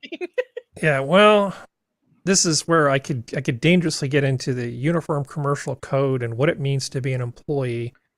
It's just a liability thing. They're just trying to CYA, and it's totally understandable, which is why most people, when they start working places now, employers are becoming more and more upfront about what social media policies are, in terms of representing your when you're on your own time versus company time. Don't say that you're representing the company, because there is some enormous liability there for the company. Or don't go attacking other people on social media while you're wearing the company's logo, or if you've talked about the company you've worked for, because then that looks bad on us. Because a lot of people recently, a lot of traveling nurses have started to get fired for that, because they talk shit and then they get in trouble. Sorry, them telling people not to do it is actually the important thing. Now, if they go on social media and say a bunch of stupid shit, the mere act that the company has told them not to do it has let them know as their agent, and I'm using the legal definition, as their agent, that they are not entitled to exercise a certain thing on behalf of the company. So that notice from the company to the user is more important in many ways than actually getting them to stop doing the action. It's about a CYA thing for the company.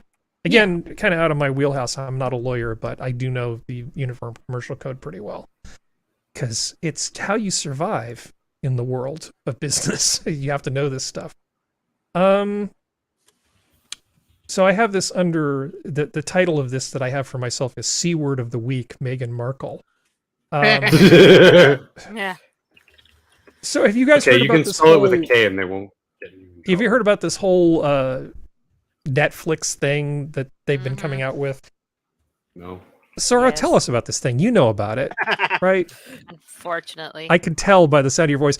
So they're trying to make a big kerfuffle out of it, that somehow they're trying to throw shade on Kate Middleton and drag her into this because her picture's been in a couple of the promos. I mean, can you talk about this? Do you know about it? Because God forbid I'm the one that actually knows the most about this.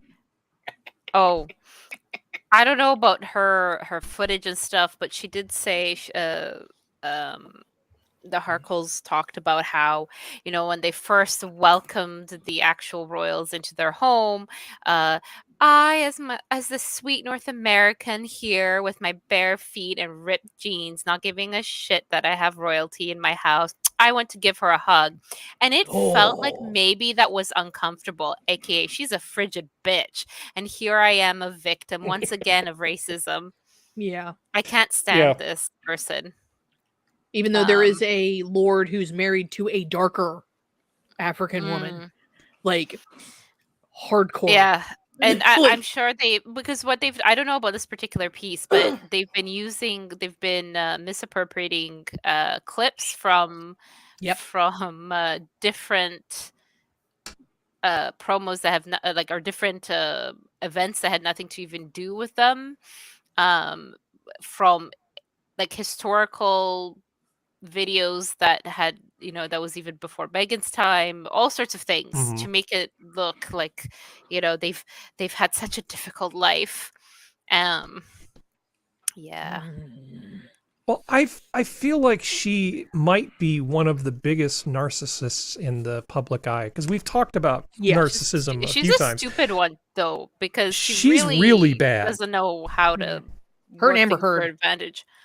Yeah. Her and Amber Heard. Amber Heard is crazy. I think Meghan Markle's just stupid. She's a stupid woman who's been able to manipulate even dumber men, and because of that, she thinks she's intelligent. Well, that's the type of person she is. The thing is, she got her claws into someone who 100% needs proper therapy, and has basically used his paranoia against him, and got to this point, which is probably going to be the end of the line, because after all of this, there's nowhere to go, because you've scorched earth everything. It's not about burning a bridge here and there. No, you've scorched earth Hollywood, the royals, the British public. You have like a maybe small group of people that you may be paying to like you, and that's about it. Good luck. I didn't even know anything about her, and I don't like her, so that'll be tough. Well, if you, because I've watched a few like royal, gosh darn it, there, good lord, we're all very healthy tonight. It's like everything's draining, so stuff is just hanging on, and it's driving me nuts. We're all you got Spilkus. You got Spilkus. Yeah, I got Spilkus. Yeah, we got Spilkus. But like I've watched some of the royal channels, like that are royal like gossip channels, and they've talked about like her entire past, because it's pretty well allegedly established that she was a couch surfer. Let's go that phrase. And because she just hopped from one engagement to a husband who was further up, used him, then used her like a gay guy who she acts like is her best friend, to get to the point where she could meet Harry, and then the manipulation began. So do women ever use men to manipulate them to like money or to get ahead or anything? Never. Skep, no. How dare you even suggest such a thing? It's like an awful thing to do. It's very interesting because she didn't grow up poor. Her dad was very well off. If you look at all this stuff, like she's a mediocre actress, because anyone who's tried to watch her in Suits, Jesus, she doesn't exactly light up the screen. No, it's not particularly impressive. I was in Suits. I truthfully, if she thought for 5 seconds. Wait, Donna Reed was a mediocre actress. That she's far less than a mediocre actress. If she thought for 5 seconds that she could have become William's mistress, she would have thrown Harry underneath every single bus she could have. Oh, I wonder if she tried. I think she tried. I think she did. Personally, allegedly. Hypergamy's a thing. Allegedly. Well, yes. Allegedly. Yeah. But it's one of those things. You know why I think? Put it past her, yeah. You know why I think that's a good point, that she may have tried allegedly? Because suddenly there was all these stories about him having an affair with that Rose chick that was a good friend of theirs, and all that sort of stuff. And people are like, where is this leak coming from? This seems out of the blue.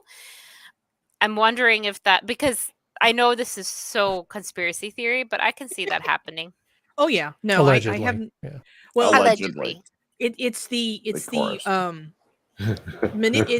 mistress manipulation into things, which is basically what you do is you start the rumor about the husband having an affair. You make friends with the wife and go, "Oh, I know, sweetheart, I know," and then you act like I'll be the mediary between you and your husband because you need to work this out because you have children, and then you worm your way into the mistress position.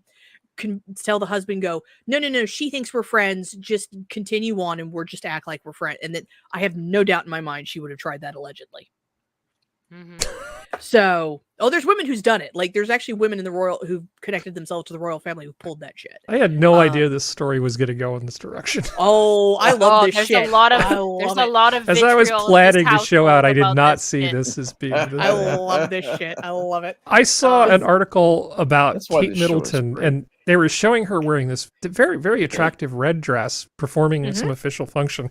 And the article was along the lines of, Kate Middleton's so brave, despite the furor, I had to pronounce that carefully, over the situation with Netflix and Meghan Markle, she still manages to bravely go out and do her job. It's like, did anybody think that she wasn't enough of a pro, that she was going to let Meghan Markle and her little narcissistic public spasm prevent her from doing her job? You can say a lot of things about Kate Middleton, but not being a professional when it comes to marrying. Yeah, she married into the royal family. She understood what she was signing up for, and she does a good job at doing the thing, right? Yeah, Not only that, she seized it with both hands and does it. I'm sorry, go ahead, Sora. I was going to say, not only that, but she is now Catherine, Princess of Wales. Yes. I mean, go fuck yourself, Megan. Yeah, You're- Megan's Princess of nothing. Netflix, so there. Yeah. No, she's the Duchess Princess of Suffolk. failed. Princess of Oprah. Of failed Spotify So playlist. that's a full step. That's a full earldom between them. A half of Viscount with a double twist. I don't know. What are we doing here? Confused.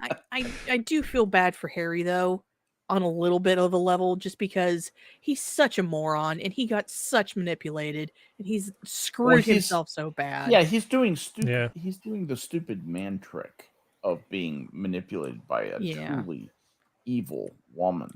If she could Black Widow his ass, she would, allegedly. You think so? Oh yeah, 100% allegedly. Wow. If she 100% thought allegedly?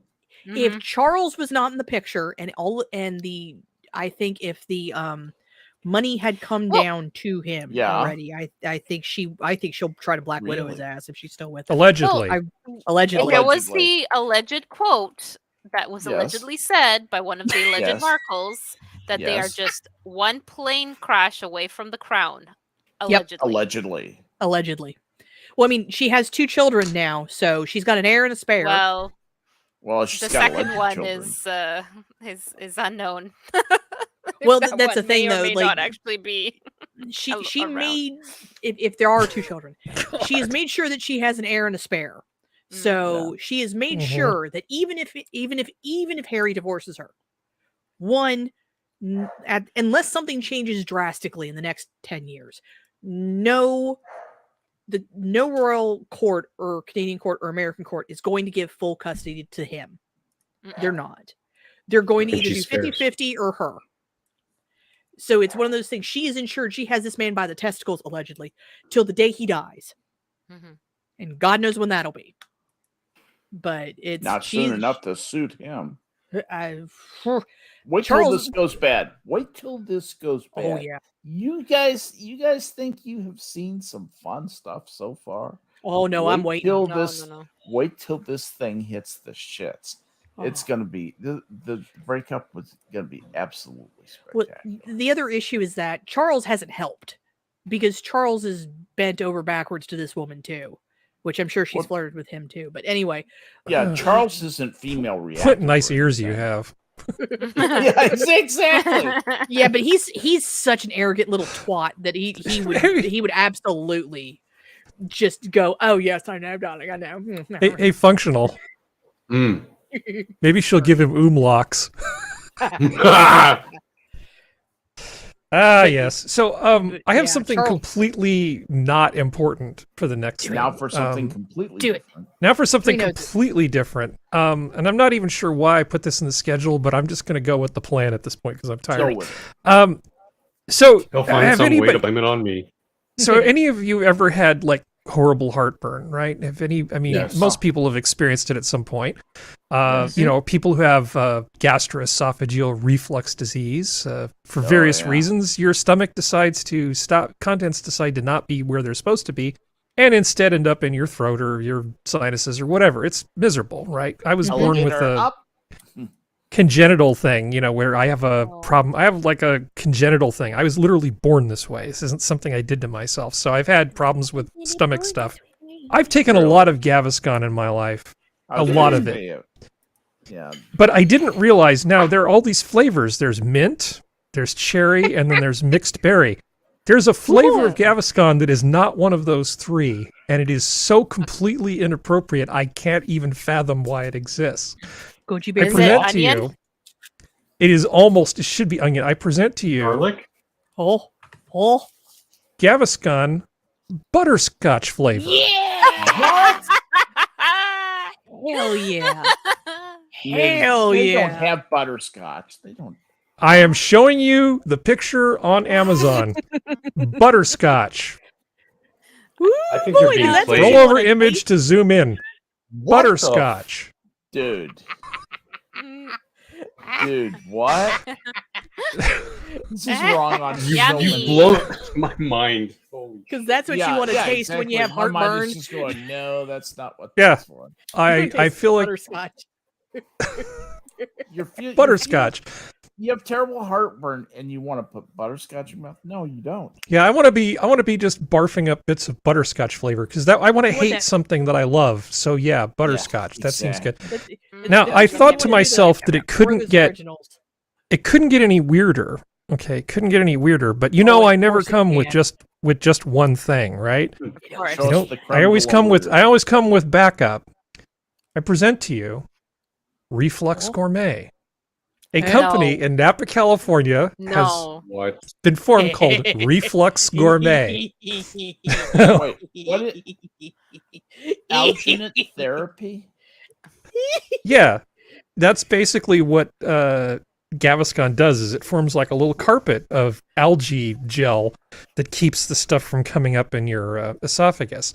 So, but these people decided Gaviscon, butterscotch or not good enough. So we're going to have a company in Napa that's going to form Reflux Gourmet.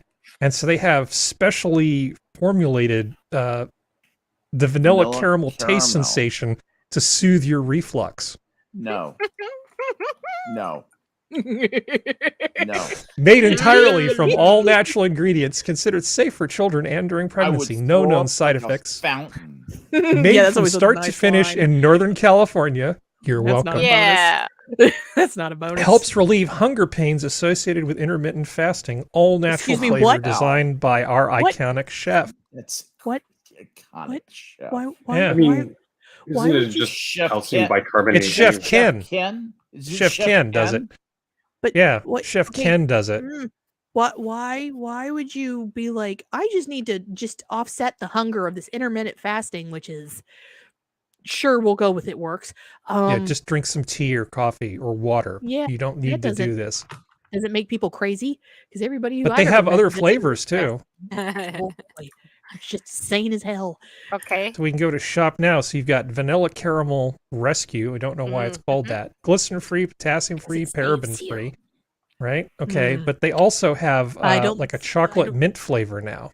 I don't think your cookie went through. They're not showing. Yeah. I don't think the clicky went through. Click on shop now. Did you click on shop now? I did. I don't think it went.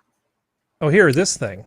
There we are, mint chocolate. Oh, there we go. So you can get you can get vanilla caramel or mint chocolate. So this is what you need is when you're suffering from acid reflux, you need to pay some douchebags in Northern California for gourmet antacids. The thing is that the tube looks like toothpaste. It like does. they made it look like a toothpaste tube. Sorry, functional. Go on. Or like hair gel for Gavin Newsom. It looks like Gavin Newsom's hair gel. It tastes just as great. Ew. The active ingredient is just calcium bicarbonate, right? No, it has a base to it, but mostly the active ingredient is the alginate, which just forms a physical barrier that keeps the acid from coming up your esophagus. So it stops the heartburn by keeping stuff in your stomach. It's like a fire blanket for indigestion. Calcium carbonate. Oh. Yeah. Okay. But I have a rant also. I'm going to skip over this other thing because it annoys me so much. I actually am happy to skip the next thing for time. But here's a thing that you're going to think, Harry, why are you complaining about this? There's this cafe, and it sends me into an irrational rage. The name of it is Specialties. SPECILTY''S. Dave Specialties Cafe. Specialties Cafe. That's using the possessive of his name. It's using the possessive, but specialty isn't like a thing that could own something. What do you mean specialties with an apostrophe? You would have to have the last name Specialty in order for that to be correct. Or that would have to be, my name is Specialty, and these are Specialties choices, offerings, events, holiday things. Cookies. Well, I actually brought up the grammar rules for this here. So business or businesses or businesses. Here's the correct possessives. So depending on whether you're doing singular, plural, singular possessive, or plural possessive, you use these different forms. Now, the whole idea of specialties with an apostrophe S makes absolutely no sense whatsoever. Correct. And it sends me into an absolutely irrational rage every single time I see it. And I don't know why. Well, because I know you guys give me a hard time for being kind of a nerd. I know. But this is one of those things that I deserve to be given a hard time because it is such a small thing and it annoys me so much that but you wouldn't be it's Harry ridiculous. If it didn't annoy you. You wouldn't be Harry if it didn't annoy you. You wouldn't. Okay. I'm not even really a grammar nerd, aluminium. but this annoys me. I understand. I'm from West Virginia. I'm used to grammar shit being wrong, so it doesn't even bother me. So I did a little bit. I did a little bit more checking in this, and so they say, why are so many brands forgetting their apostrophes? And they're right. Starbucks used to have, should have an apostrophe if you think about it. Yes, Starbucks. It's referring, but the point is with something like Starbucks is you're referring to a fictional character, right? From Moby Dick, right? Right. So there's no way that the fictional character could actually own anything. So the apostrophe doesn't make a whole lot of sense. In other cases, they just got rid of it. You could do it stylized, Harry, as just a fictional, as though Starbucks from Moby Dick could actually own a coffee kind of place. This is the kind of place that he would own, and stylizing it that way. It's whimsical, but you could do that, and it would be possessive. Well, from what I've been able to determine, if you're looking at it grammatically, what sort of matters is whether or not the person is actually alive or not. So in the case of Little Caesars, that's a nickname that this woman gave her husband who started the company, and he's still alive. So theoretically, you could actually have Little Caesars with an apostrophe. But the original Tim Horton has been replaced, 3 generations ago. Same with a lot of these other things. Does it say that being alive controls the apostrophe? Is it? Do you have? Sure. I didn't know so that. I just don't know that information. Well, this is what the article's claiming. Next, we'll move on to those that are named after a person of the past. In these cases, perhaps their logic behind lacking the possessive apostrophe lies in the fact that their namesakes are long gone. For brands such as Tim Hortons and Barclays, this is true. Mr. Horton died in a car crash in 1974, and the Barclay family lost its role in the bank several centuries ago, excuse me. But killing the apostrophe doesn't solve the problem. Instead, the brand name is transformed from possessive to plural, indicating that there are several Hortons and Barclays behind each company's operations, but there aren't because they're dead. Yeah. So it's actually somewhat complicated, but in no world that I can think of, no fair and just world, does specialties make any sense whatsoever. It's mostly just there to annoy me, I think. They did that to hurt you. They did it to hurt me, and it did. Malice One big plot. and forethought, but we're your friends, Harry, and we're here to help you pick up the pieces of your shattered life after the experience. We know the violence was done to you. We have a safe room for you to go to now. Complete with boxed wine on tap. Exactly. Let's see. So there's two things here we can defer because we're already at the 2-hour mark. And there is something artichoke flavored anti-reflux medicine. Oh, that sounds artichoke and really hummus good. flavored. Spinach artichoke dip flavored. So I want to talk about something kind of serious while I've got Serenity here, because this is one of these things I would not talk about without you.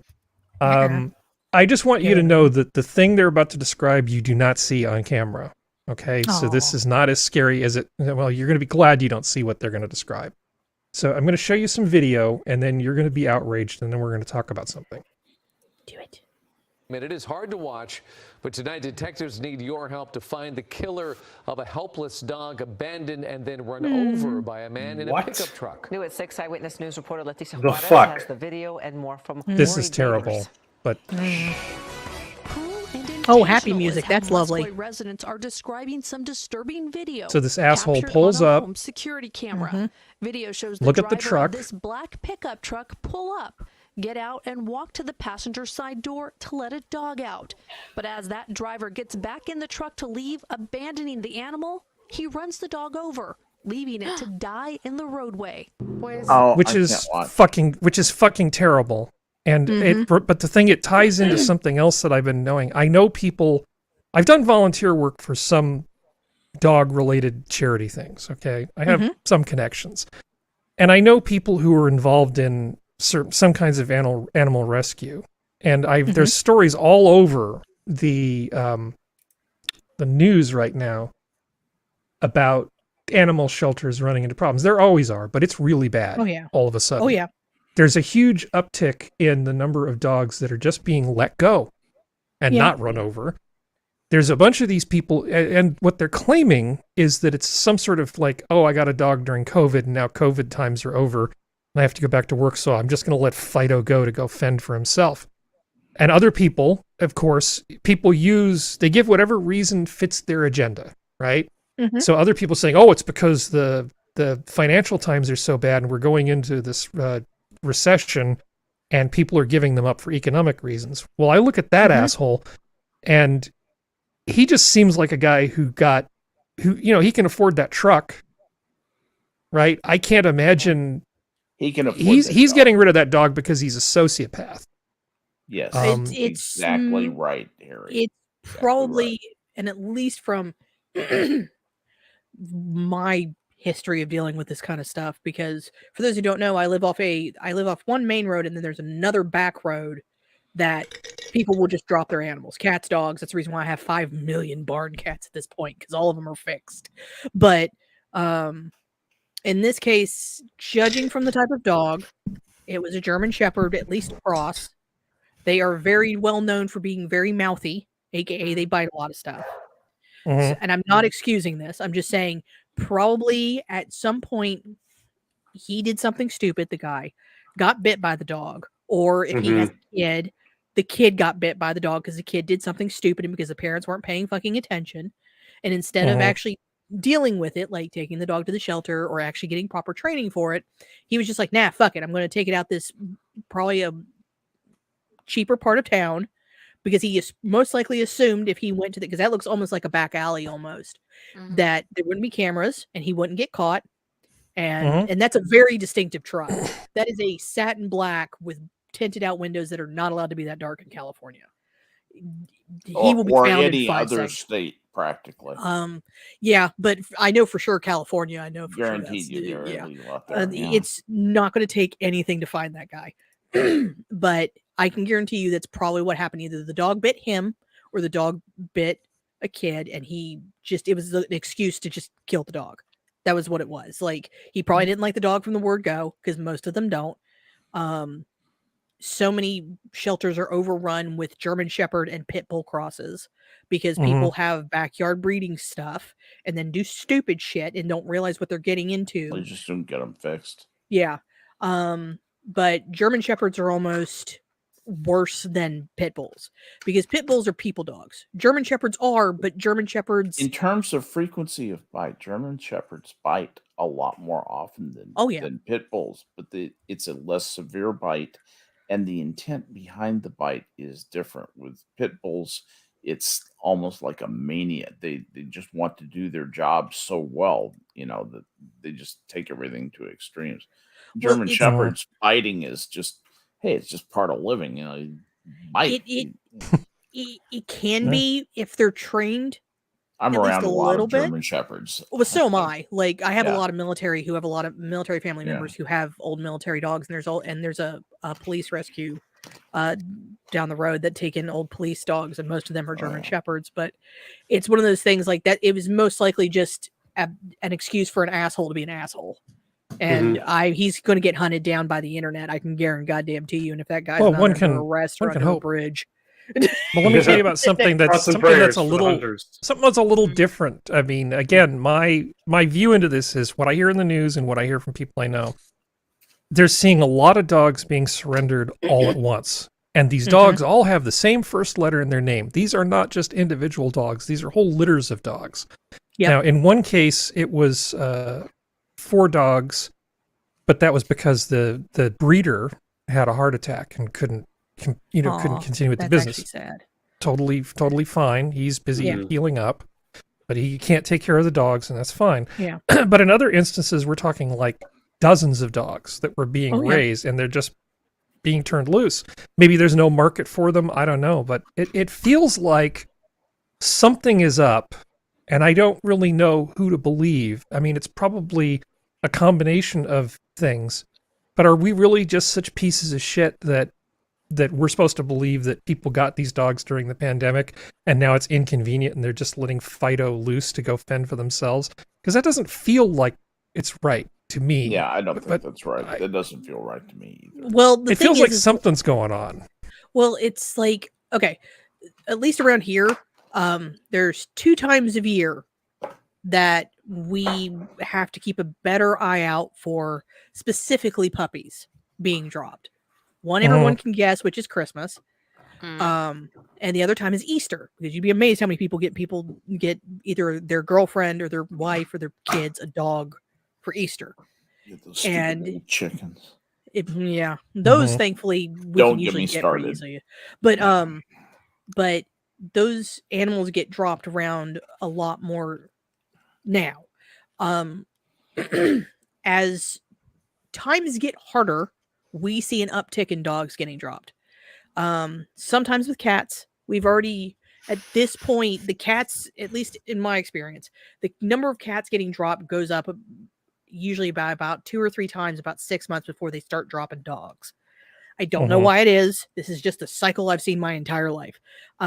We already have 7 new cats at my house on top of the ones we already have. They've all been fixed. Like I said, I make damn sure of that. But I have a pretty good feeling it's because there's a big thing on TikTok and Instagram, which is my father or my boyfriend or my whoever with the dog they didn't like. And I have a feeling that once those dogs get older and aren't disciplined, that's what we're seeing is a lot of people got dogs when they were depressed because of maybe COVID had a little bit to do with it, but they were more depressed because reasons, or when they were living at home with their parents, the dog got too big or got too destructive. And now they're just dropping them or they're giving them up to pounds, or someone tried to start a side business. Yeah, basically it's a don't wake up baby. But, and that's basically what I think we're going to start seeing happen. There's also the fact that a lot of shelters reached out to people to take care of foster animals. And at least there's 2 shelter workers who have gotten arrested around here for this. They would foster the dogs out and then they would not take the dogs back, even when they had room. And the people couldn't take care of the dogs anymore. Yeah. So I think that's a good way to lose all of your foster people. Yeah. Well, these were new foster people. These were people who were fostering because of COVID. These were not their normal fostering people. And these were newer workers who were like, I deserve $15 an hour for doing nothing. But anyway, I think that's the other part of it. There were people who were fostering dogs during COVID, not necessarily owning them. And the pounds were hoping they would keep them. And then the people didn't because then they had to go back to work. Or they have hoping to move. To be foster fails. I'm looking at these. I'm looking at these numbers from the ASPCA Pet Statistics Facts about U.S. animal shelters. It says approximately 6.3 million companion animals enter U.S. animal shelters nationwide every year. Of those, approximately 3.1 million are dogs and 3.2 million are cats. Just a little more cats than dogs. We estimate that the number of dogs and cats entering U.S. shelters annually has declined from approximately 7.2 million in 2011.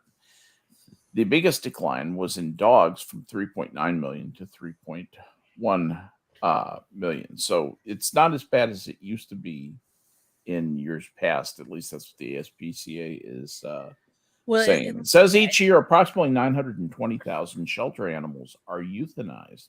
That's 390,000 dogs and 530,000 cats. A few more cats than dogs get the golden ticket. And the number of dogs and cats euthanized in the U.S. shelters annually has declined from approximately 2.6 million. Once again, that number is from 2011. This decline can be partially explained by an increase in the percentage of animals adopted and an increase in the number of stray animals successfully returned to their owners. Apparently, they do these statistical samples every 10 years. Anyway, I like dogs a lot more than I like humans most as people. Species are not worthy of dogs. What did you say, Harry? I like dogs a lot more than I like most people. Yeah. So, if you start running over a dog anywhere near me, you better hope that you can get away. I have shotgun. I have shotgun. I'm not going to feel bad about what irrational thing I'm going to do to you. When I had the camels, I turned the camels on you. Exactly. Go eat their head. Go get them. Yeah. That's what I do. And Minecraft, the llamas spit. Apropos. Oh, in real life, the llamas and the camels spit. Yeah, I would. It's not fun. If I had a camel and a llama, I'd call one Spitter and the other Shitter. Spitter and Shitter. Well, they weren't mine. I wish I could. Well, but they weren't mine. We've reached the 2-hour mark. Well, a little bit over, but yes. Yeah. The point being that I have a bunch of other stuff on the spreadsheet, but it can just stay on the spreadsheet. And instead, we can let people get their beauty sleep. Mature. Anybody have any final thoughts before we go? No. Nah. We're good? No, I've done enough thinking for today, I think. Okay, well, this has been your Minions of the Zoo Saturday show. Thank you to my panel. Thank you to chat, and look forward to seeing you all again next Saturday. Good night, everybody. Good night. Good night. Night. Night.